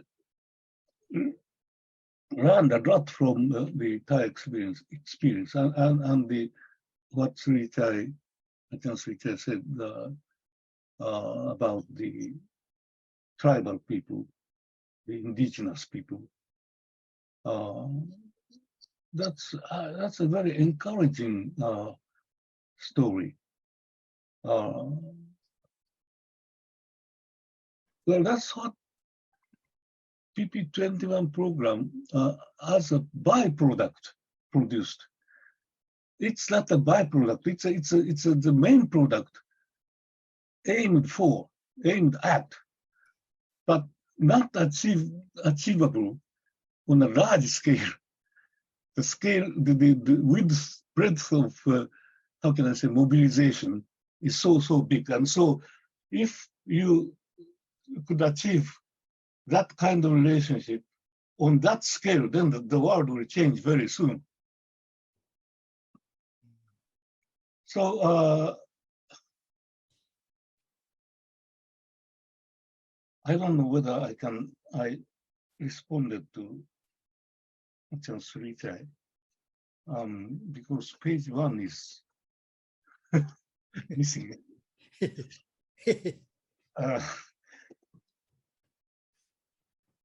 Well, Melanie, we haven't met for so many years. I don't remember when we met last. We met, the first time we met is in Taipei, 1998. 98, yeah. But So, after that, you invited me also to different places. After that, We met in Japan. I see. In But anyway, Indigenous Peoples Declaration. yeah. And her criticism of me is correct.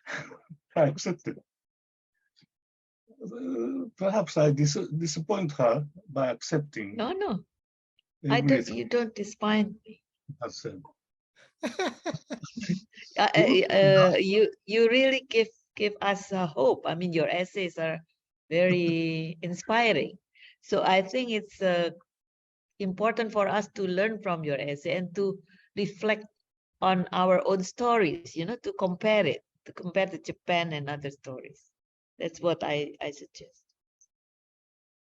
After Wahid became president, you wrote a very, very good.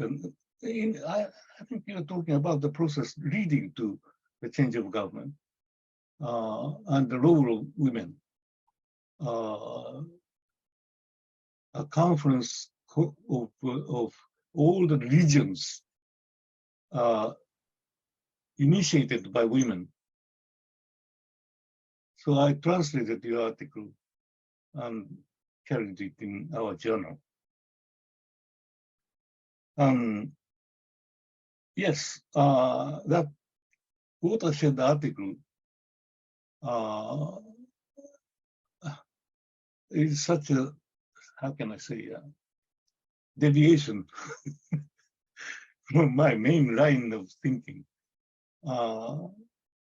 So I hesitate a little bit to quote Ulrstein about 86. Yet for us in Japan, experiencing the stormy years of New Left, my visit to France in June, not in May, was an eye opener, and I wrote a long report, Lessons of French May, made into a small booklet. The two things I drew from as lessons. One is the social revolution preceding political revolution. It's very simple. And so it's a negation of take the state first strategy.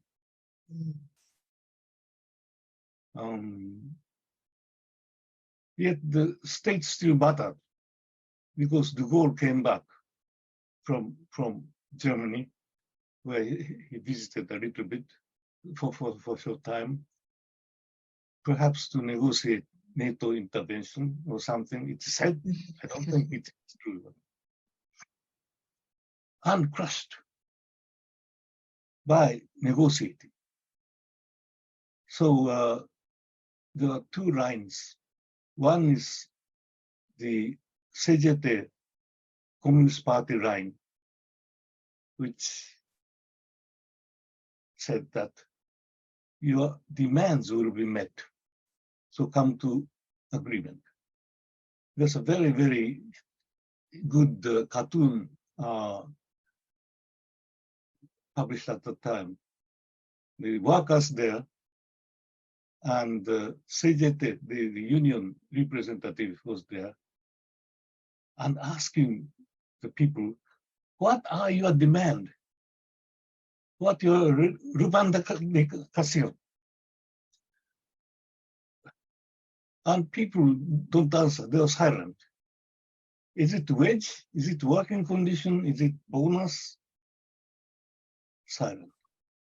Then the CGT representative is upset. Said, say something. What do you want?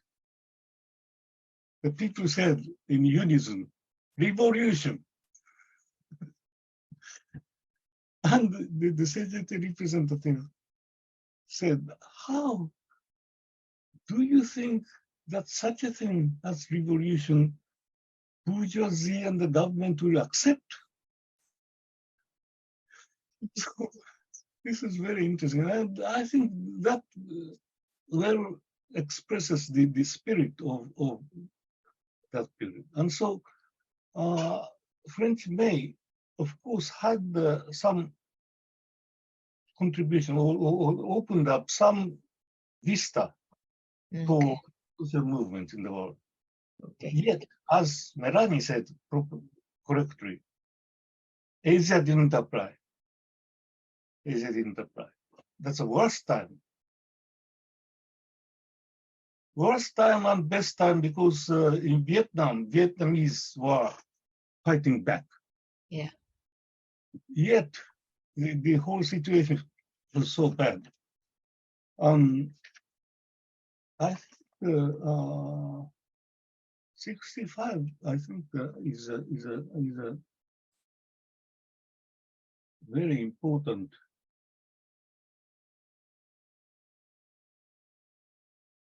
year. Well, I have prepared some memo. Yeah, 1965 is when America started bombing North Vietnam, no? The start of the Vietnam War. But of course, as Melanie said, it was September 30th. And it gave a great shock on left movement in other countries. In Japan, Japanese Communist Party was intimidated because until that time, Japanese Communist Party was with the Chinese line and was admiring Nasakom Yeah. revolution Yeah. in Indonesia.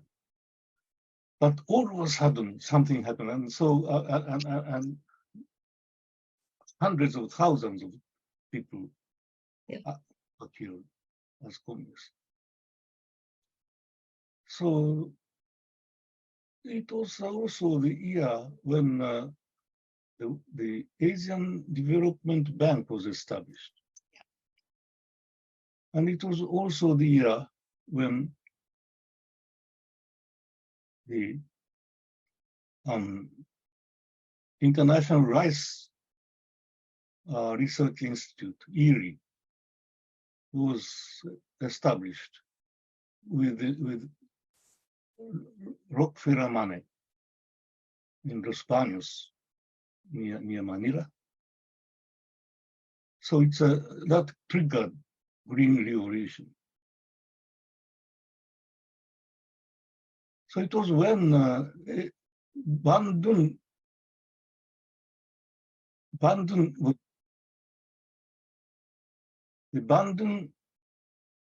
based itself on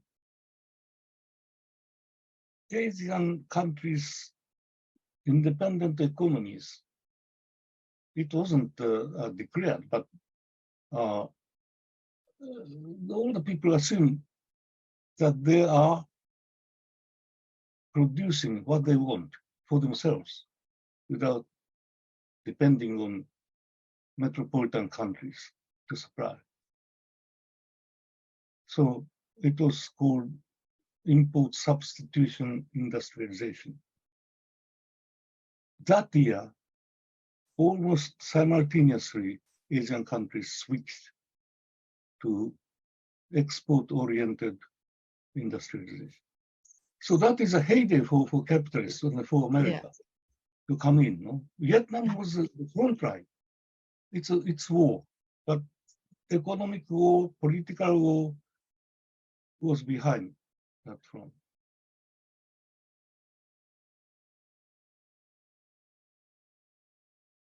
So we can't talk about landmark year for Asian movement at that time. And I think it took 10 years or so, close to 10 years. Yeah. For exactly as Melanie said. Wasn't it her wife's park project that provoked the first Kami student demonstration against the government?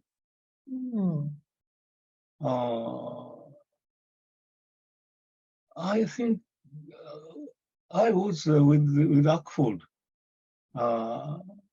and was with Wahid and others and Smith Haddad. Oh, okay.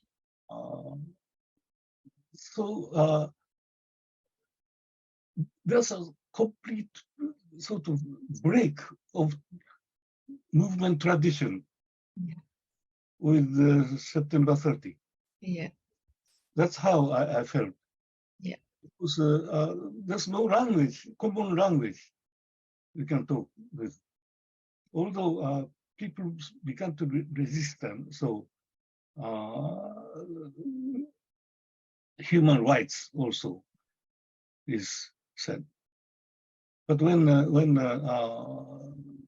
other people, Filipino, for instance, talk about Asian Foundation as a suspicious organization, Indonesian friends never understood. That kind of thinking and knowledge. So that's a break. And also Korea, South Korea sent troops to Vietnam and so on. So that's the worst time.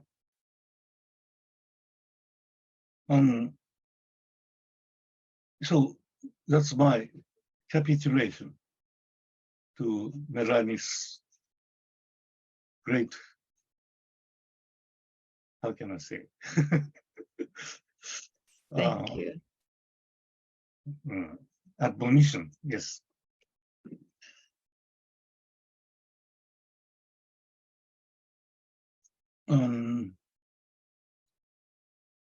So Francis, the memo is there.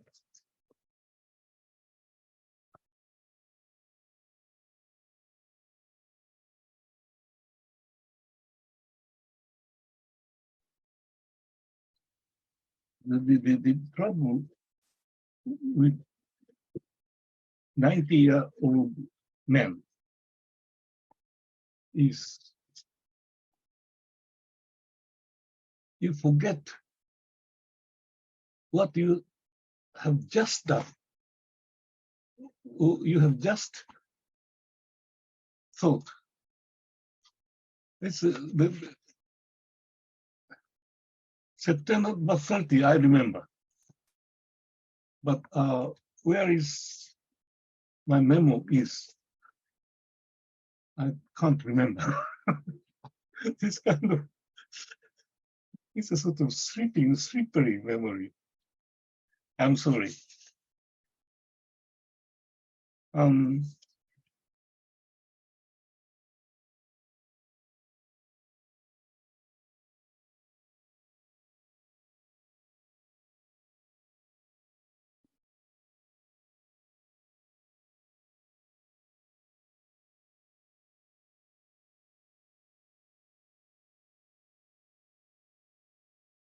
Well, yes.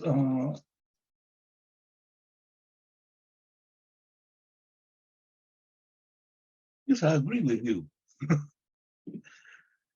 Basically, I agree with what you said, and all the shortcomings, all holes on the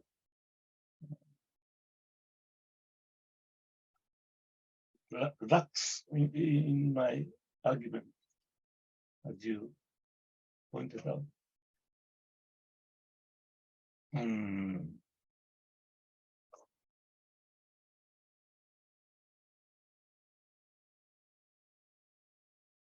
The state, the nation state, and communities, and those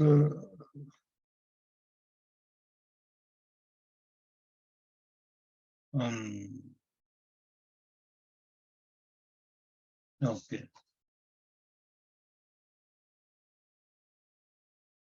Cross-border alliance, the difficulty of it.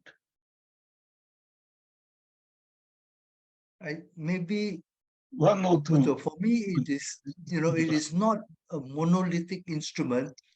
It's whether we can reorganize the future without, as it were, some kind of formal settings. And this is why I find personally the whole decentralization process very attractive, and why local government becomes extremely important. You can throw away the central authorities, even provincial, state authority, but local government is extremely important. And I think that this is one of the nice things that were discussed in that discussion 3 days ago, when we were talking about Gandhian Marxism and local governance, and you can actually, if you look at the 1996 Constitution of South Africa, they actually divide power and funding equally between the 3 sections: central, provincial, and local government. And local government was very important for the ANC at that time, at that point in time, because they controlled it, and they didn't want provincial government or central government to dominate completely. So they reserved, in a sense, this was local government. But of course, in the end, corruption also came in the picture. But and for me, what's so interesting about Indonesia and Philippines is that they have actually tried to manage by decentralizing down to local government level. And it's not, I mean, so for me, you are too radical. You have always been too radical. You throw away everything, but actually some of the formalities of government governance at the local government, it's where actually we cannot control central government. We cannot control, provincial government. They're too far away, too powerful. But we might be able to control local government, as a people, as a community, and that's my thinking lah. Yeah. Somebody who is not, who went through that experience that you went through. My experience is slightly different. Yeah. Well, I agree, and I also wrote something about it, and Rainbow Plan. I wrote a piece on it, and it's a sort of garbage recycling project which try to constitute a town of 30,000 people as an economically, how can I say, autonomous body, and I have a paper on it.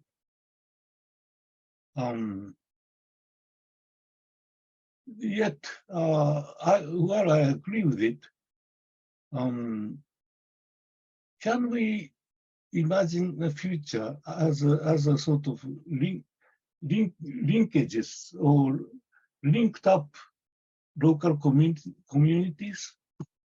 So I think MP's notion, Gandhian notion, is to use panchayat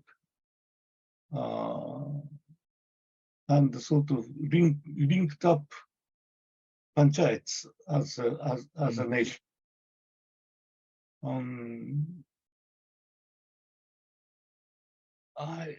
Yes, in some cases, for instance, in a dominantly agricultural district, such an idea, such an image is feasible. But the world is now so complicated structure, and you can't sort of just throw out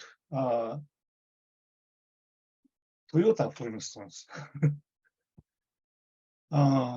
So how, in order to, so what should be the unit of autonomy?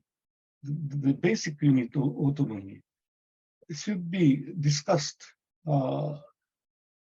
in more details in reference to actual experience and movements and so on. Yeah, I think so. My key notion is interaction. Interaction, the kind of interaction that can cause change in the relationship between communities, which induces the structures inside the communities that are put into interaction.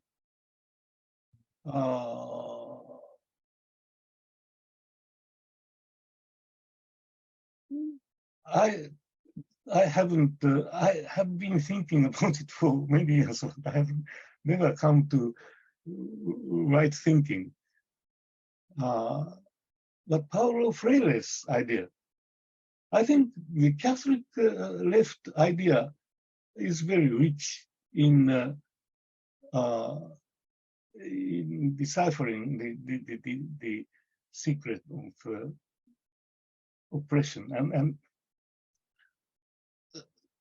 the way to liberate the oppressor how to force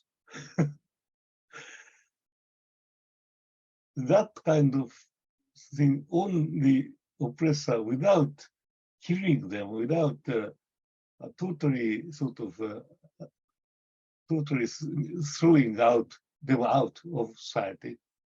How can that is implemented? That's a mediation, matter of mediation. And mediation is very, very important function. We had an interesting guy, Oda Makoto, who started the Bahrain peace movement and was a thinker, activist, novelist. He was from Osaka. And he was saying, in Osaka, if quarrel occurs in the train, and people were threatening to beat each other, then always there's some guy appearing and coming, wait, and mediate, and always such a person is there in Osaka. He's from Osaka and has prejudice to Tokyo, and he didn't think that Tokyo has such a person.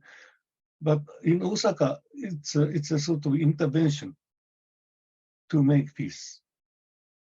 And of course, there's a professional NGO to mediate. But I don't think that is good. That is from the Western country or Northern country, and has a tactic of settling dispute. But the mediator should be inside the groups, inside communities. And so Definitely. No, sorry. Okay. Yeah. No. Maybe you said no. You said maybe? No?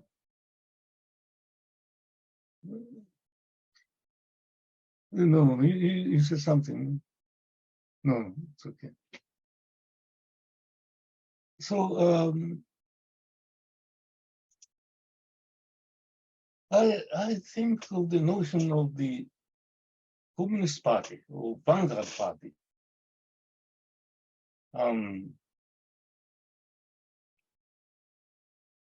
Well, most of the 20th century was characterized by revolutionary struggle the process beginning in the Russian Revolution. So there's the very set notion and accompanying practice of the Vanguard Party.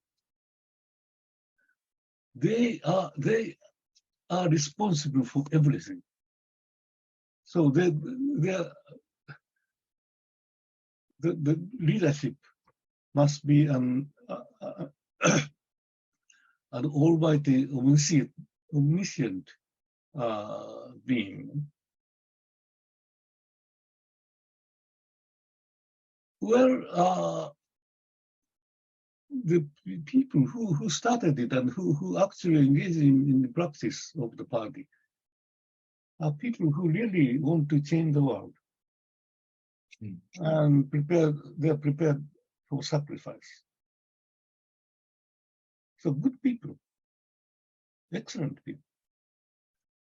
Yet the party extracts those excellent people from the community they belonged to and put them into one basket. The failure is there. Failure is to get those people, pluck out those people and give them the privilege of representing the totality. I think I am a sort of universalist, and in good movements, people's movements, there's an element of universalization. I mean, vector of universalization, I call it. Some movement is egoistic, don't think about other people. But in many cases, people fighting on a single issue wake to sort of to the system or to external world also, and relate them to the outer world. So that's a sort of vector of universalization. Particular, the universal is within the particular, and if you touch that sort of part which leads to outer world, then you want to link up with. So this kind of process we need to watch carefully, and don't pluck good people out of the community, but let them work to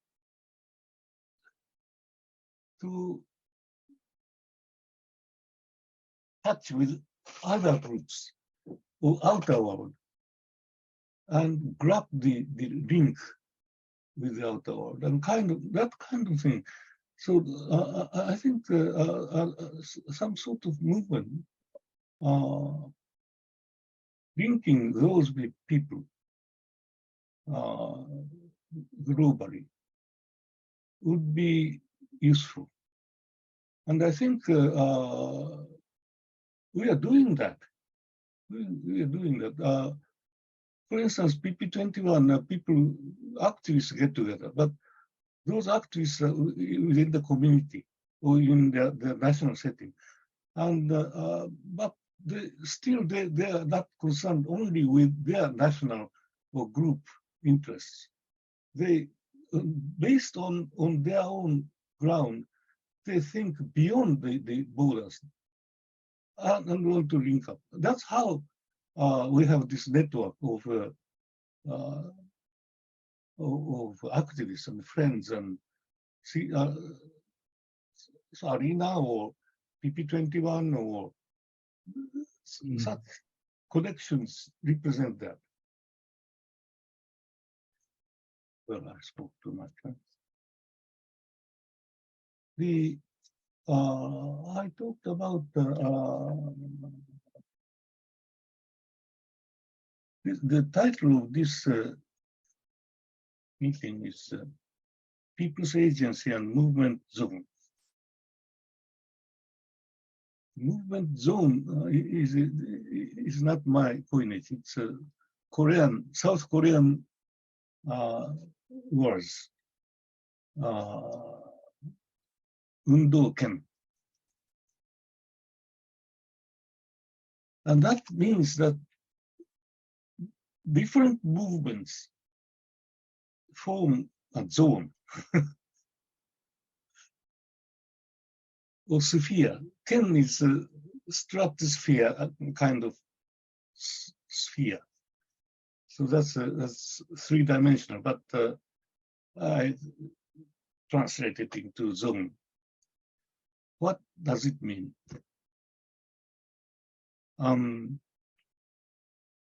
It's a relation, sort of interaction between different groups. Not the unity, but different groups somehow interact and feel that their victory is our victory. Their failure I'm ashamed of. If people begin to think that way, then they form a zone. That's a sort of basic sort of way alliance can start. And in Japan, I wrote in the article that in Japan in the 60s, such a zone was constituted as a new left zone. Sanrizuka and Minamata are the two centers. So that was over attraction from the two centers. But they don't belong to that zone. They are there, they constitute the zone by being just there. So I think if that kind of sort of relationship is constituted, and people feel other people's struggle, if remotely, their own struggle, and if the friends fail, then you are sorry. If friends win, you are happy. If that relationship is formed, then already there is the beginning of alliance. So that's my response, I mean, reaction to the title given. Thank you. Thank you, Muto. I was about to ask you the question to elaborate the term movement zone, but then you got the hint already. Thank you. So before I would invite our four speakers to interact with each other, I would like to invite the friends present here to give a maximum of 3 minutes each on the discussion we have. So Goose, could you start? And anyone else who would like to speak, please raise your hand. So Goose. And then Umo next. Thank you very much, Kinchi. I am very touched to meet Muto again after so many years. From the time of Ampo, which was a very important reference for revolutionary movement in the world. The present crisis is first and foremost the crisis of the overcoming of capitalism, the crisis of socialist and communist utopias. It is the crisis of a new project of radical transformation that would be different from state socialism. It is reflected in the profound crisis of the progressive movement across its various components.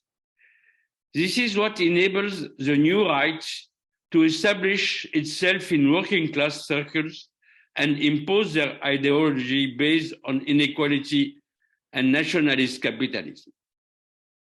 And proposals for a new project of radical transformation have still not emerged. A new theory is needed to understand the situation and its transformation. Fortunately, there are some powerful contestation movements that are the bearers of new radicalism. The social movements include the women's movement and the peasant movement, the workers' movement and the peasant movement. The salaried, labor and trade union movements are challenging the wage system as a social relation. With La Via Campesina, the peasant movement has created the largest existing social movement. The ecologist movement is being recomposed. It is entering into open contradiction with capitalism and the world order. The feminist movement was very present at the Global University. It bears a change in the foundation of culture. It is the cultural revolution in progress. Vandana Shiva was the link between feminist and ecologist movements. The women of Rojava have proposed municipal democracy. Tinchi and Margaret Jed are implementing an approach that benefits from feminism in global university. Several movements show that decolonization is not complete. The second phase of decolonization is being driven by the anti-racist movement against inequality and discrimination, the First Peoples movement, and the migrant movement. These movements promoted fundamental values, particularly equality. As we can see with the movements of the right of housing and the right to health. These movements are developing in their own areas, but they have not been yet built an overall project that proposes a political alternative to neoliberalism and the new rights. Thank you. Thank you. So Umo, your turn. Please introduce yourself first. Thank you so much for this opportunity. My name is Sumo Iswaiko. I'm the coordinator of Peace Point Development Foundation, an NGO working in Nigeria. We work in 4 thematic areas: environmental justice, peace building, good governance, and human rights. I was so touched when Mr. Francis talked about local government structures. He started reflecting on the type of structures that we have here in Nigeria, where there is a local government autonomy bill was signed years back, but the autonomy is not in practice. The state's governors are still controlling the fund of the local governments, giving just maybe 10 to 15% administrative costs to the local government chairman to use. So by practice, the local government autonomy that was signed in Nigeria is not working. Besides that, I have been working on sub-national budget transparency survey since 2012 till now. The local governments, the local people don't even know their roles in the budget. They don't participate in it anywhere. Besides that, I may say that our governments in Nigeria and Africa at large are also colonizing the poor in this country. They don't give opportunity for the poor to breathe. Like now, we just have a new government in Nigeria. It was a sigh of relief to some people, but they came in with policies that are against the people, coming with the debt burden that the country is on, already entangled with, coming to pick up another 500 billion naira loan to call palliative to the poor. Palliative to the poor, their target is to give 8,000 naira to each families of the poor. Our question is, how did they determine who is the poor? They said they will use their bank details. What of those in the rural communities that don't have access to bank? Are they not, how will they be captured? We as an NGO has been advocating, instead of you channel that money, because to the best of our knowledge is going to fall back to the pocket of the politicians in the country. Why can't you use that money to activate our oil industries, so that we are refineries, so that refining the crude should be in the country rather than taking it outside. And now they have licensed only one person to have a dominion over refining petroleum products. That is Dangote. That is monopoly. So government facilities are not working. Why can't you invest this money on this so that the burden on the masses should be low? Please let me not take you too long. Thank you. Thank you. So we would like to invite Mano to speak. Friends, it's a great privilege to be once again seeing this panel, and greet Muto-san and an inspiration for decades for so many of us. He's 10 years older than me. I'm already feeling that I'm in his category, but he is far more active still. And you are a great inspiration, Muthu-san. Now, I will only raise, because the discussion has taken up many questions that I have in mind, but I will raise only one question. In building solidarity or alliance of people's organizations, people's agencies, local communities, etc., the phenomenon of vastly increasing corporate presence at the grassroots is to be reckoned with. The big companies, the monopoly companies who control the market, who control the production system as well as communication system, and they have the backing of state power. And all the dominant parties in all countries also support that process of development. So when we, as part of the People's Solidarity movement, confront this new challenge, we were hoping that we as consumers will demand things and boycott or prevent some laws which are enabling the corporates to, for example, continue the deforestation, slacken these permissions which were needed once for taking over forest areas or mining areas and so on. In other words, state and corporate capacity is growing much faster.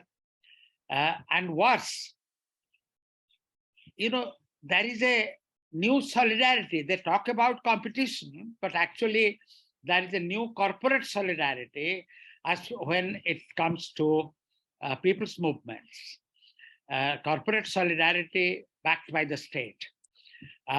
Therefore, we have to have a new strategy of strengthening people's movements to confront this situation. I think that strategy, I think I would like Muthu-san to and the panelists to think about it, our old friends. But I would just pose two dimensions. One is, if we have to redefine our consumer preferences, we can protest and boycott some of the goods, because our whole idea is to change the lifestyle and production style and use of things to make it more equitable, sustainable, culturally compatible, protecting Earth's rights, human rights, and so on. So we should have a revamped consumer movement to confront corporate products. And number two, they have a strategy of co-option of our discourse. For example, they are saying that we believe in decentralization, but what? They want decentralization to mean only decentralization of the delivery mechanisms, not really self-determination of local communities exercising power.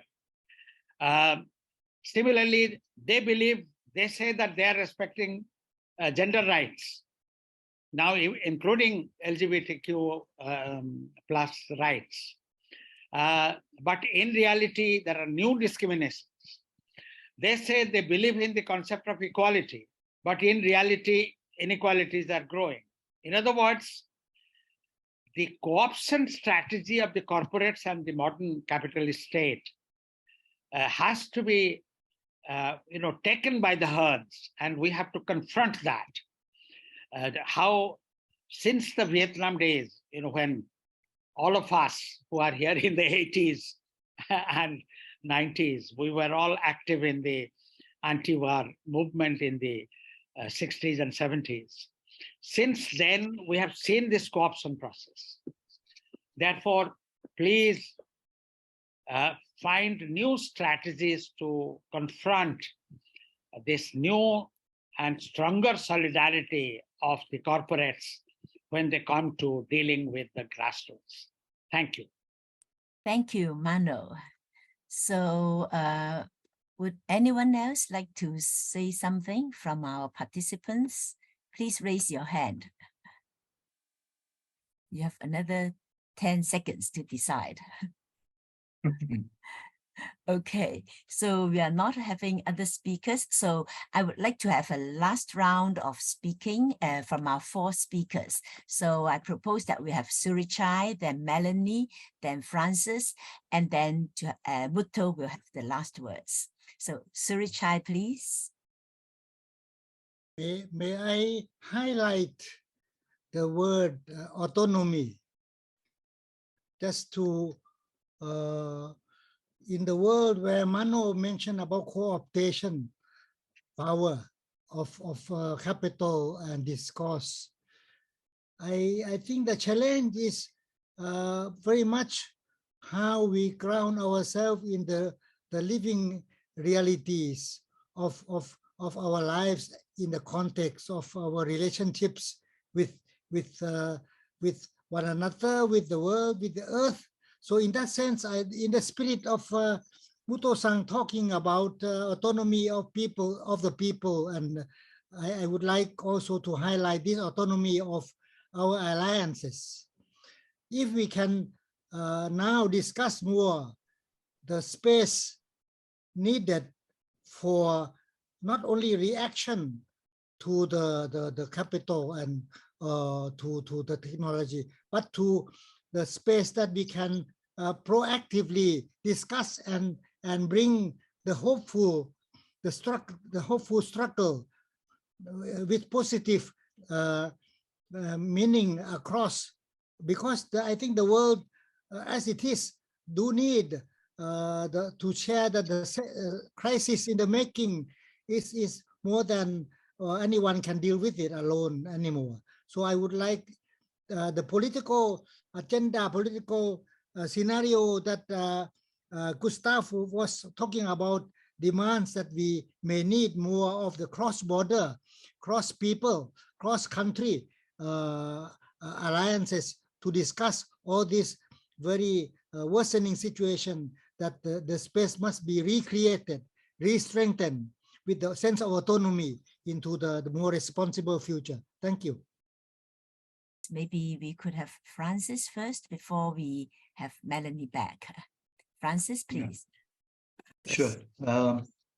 Yeah, I've got very little to say. I thought that one of the nice things that we were able to do with all the 4 pieces by Muto-san was that, and he uses this statement, he says in his paper somewhere that we want to draw on the past to look towards the future by understanding the present, and I think that was very, very important for me.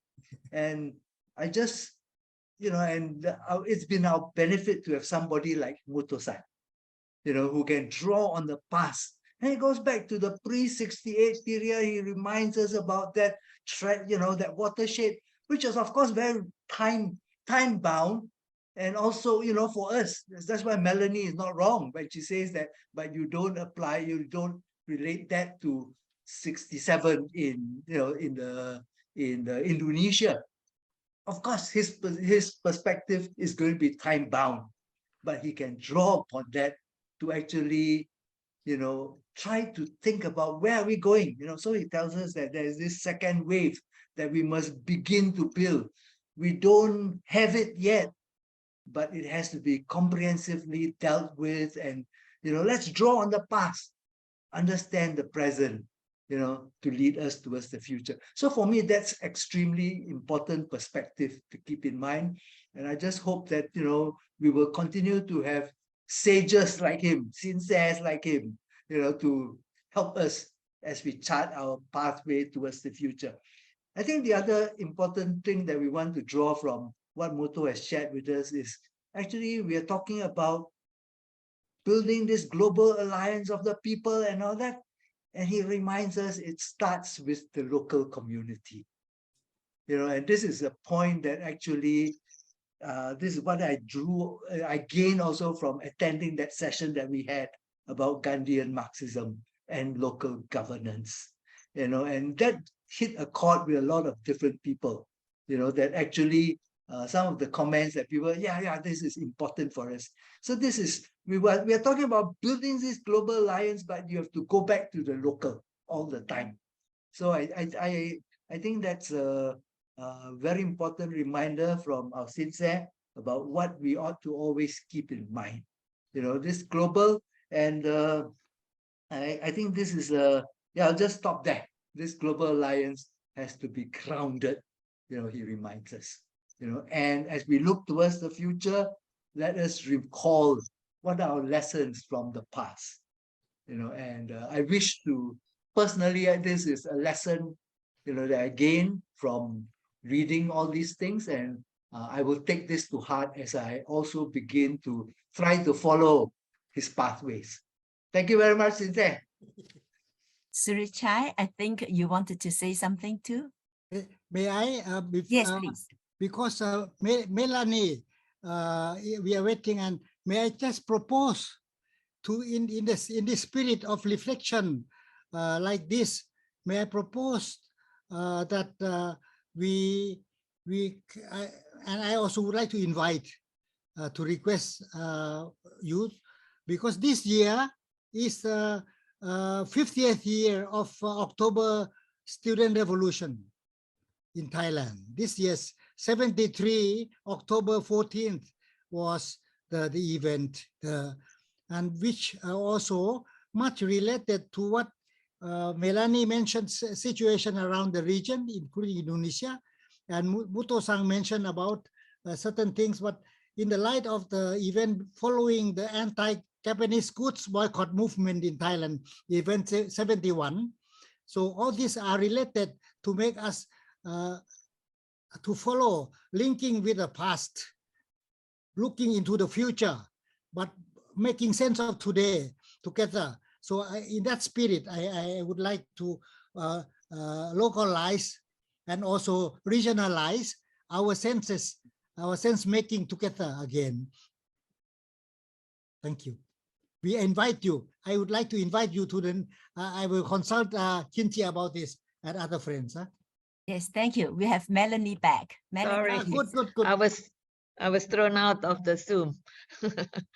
Okay, so I was actually responding to Surichai said, talking about autonomy and saying that there is a problem of securing our autonomy outside the existing system. Sometimes it's not possible, but what we can do is to carve a space in which we do a lot of strategizing, a negotiation, sometimes resistance, sometimes doing a lot of creative strategies, and also doing commoning with diverse sector.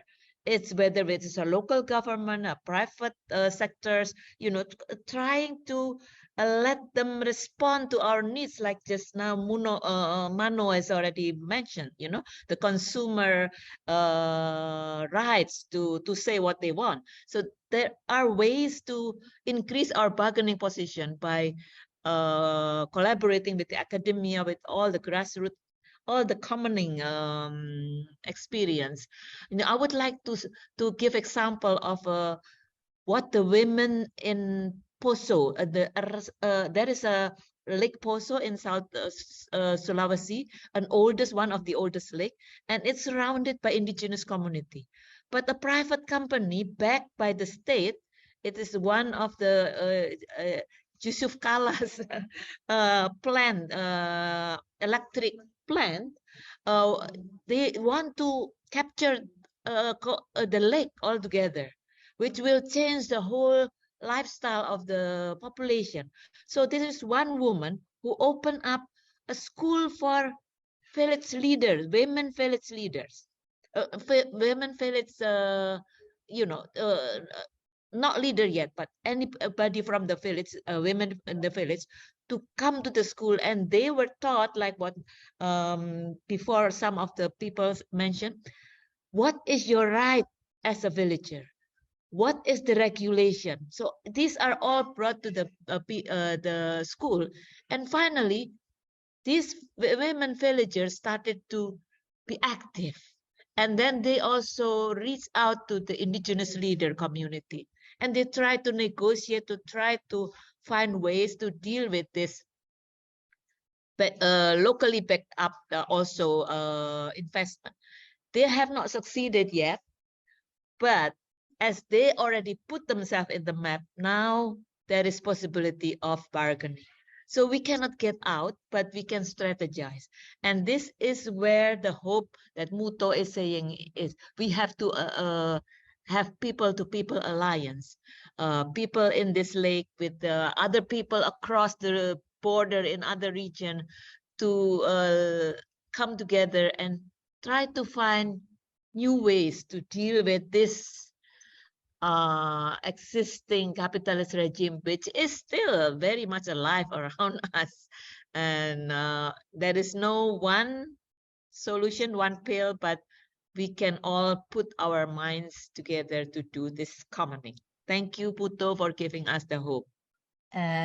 Actually, we are now on the 50th anniversary of Park, so there will be some celebrations at the end of August and beginning of September. So we are also well, Global U is also talking to the Park friends to see if we could be doing a Zoom broadcast of their celebrations and their seminars. But of course, I think if when we learn about the actual activities, and some of you would want to meet Muto in person, please go to Japan. And then there's also the 50th anniversary of the October student demonstrations in Thailand, which Surichai is inviting us to go to. So now, please send your invitations. So we will spread them. So now it is, well, Muto, just take any time you like. So please. Thank you very much. And well, it's, I wonder whether I can deserve this kind of great occasion. So many people discussing my papers. Actually, I can't expect my books to sell in tens of thousands. Never experienced that. But nowadays, this kind of facility makes it possible for us to meet. And so I greatly I feel indebted to you, and hope to see you all again. It depends on what, on I don't believe in God, but God-like faith. Yeah. Thank you very much. Thank you. So, well, we thank very much all our speakers today, and also for Mano and Bidut for joining us, and our friends. I can see Jongok and KK and Chantana. They were all here just now. So, well, we are going to have the last session of the forum tomorrow evening at 9 o'clock Japan time, and 8 o'clock Beijing time, 7 o'clock Bangkok time. So please try to join us for the last session tomorrow. Tomorrow's title is Legacy of a Century and the Future of Humanity, which is what, and we can be continuing this discussion we are having. So looking at the last century, the revolutions, the movements, the frustrations, the betrayals, but then trying to look forward and see not only about the question of, is there a future for humanity, but the question is, how can we still have a future for humanity? So tomorrow we will have Professor Tsinghua give a lecture, the closing lecture, and then we will have different interventions from friends. So I've actually written to you all and to our networks to invite you to give prepare a 3-minute intervention, if you could, so that you could come in and also we can interact with each other. The whole idea about the forum is that we discuss, like today, I'm very thankful to our 3 speakers for reading closely Mutto's papers and then going in depth into the discussions on the details and also relating to the situations in our respective countries. Apart from the South-South forums, we are also holding the South-South dialogue on sustainability. The dialogue series started when people said that we don't want to wait until July before we meet again. So that is why we had this dialogue series between the forums. So we have had the series, usually 8 to 10 lectures, and we have had those on Venezuela, on Chiapas, on Africa, and currently running is Rojava, a series on Rojava and a series on Brazil. So they are still ongoing, so you could join us on that. And apart from the webinars, we are trying to do the publications. So Mutto's book that we are putting together and also MP's book that we are putting together, they will be published by Palgrave. And with the English publication, we are also going to translate it into Chinese. And so we just launched the first book in Chinese, which was Michael Hudson's book on the destiny of civilization. So, and the coming books that we are going to have on the in Chinese would be Samir Amin's 2 books on the question about the global South, the people's revolutions, Wallerstein's, Emmanuel Wallerstein's 500 commentaries. He made a fortnightly commentary and he produced 500 of those during his, I think 20 years of his last years of his life. And so we are going to have these, so the idea is that we are publishing both in English and in Chinese. And we also feel that we should be promoting much more the thoughts of our friends in Asia, in Africa, and in Latin America, rather than just being just subscribing to those very Eurocentric thought based on the qualifications of having a PhD from this or that university. So we would really like to see if Surichai would be putting together a book. We will see if Mano would like to be giving us an anthology, and Melanie, we are inviting you, Francis, and so all our friends from Arena and from Global University, you are most welcome to be promoting these ideas. So we feel that we must continue and we must be continue to have these interactions and these mediations so that we can be building the movement zone that Mutto has been talking about. So Mutto, keep very well, and we are going to Tokyo to see you soon. Okay, and thank you all for joining us.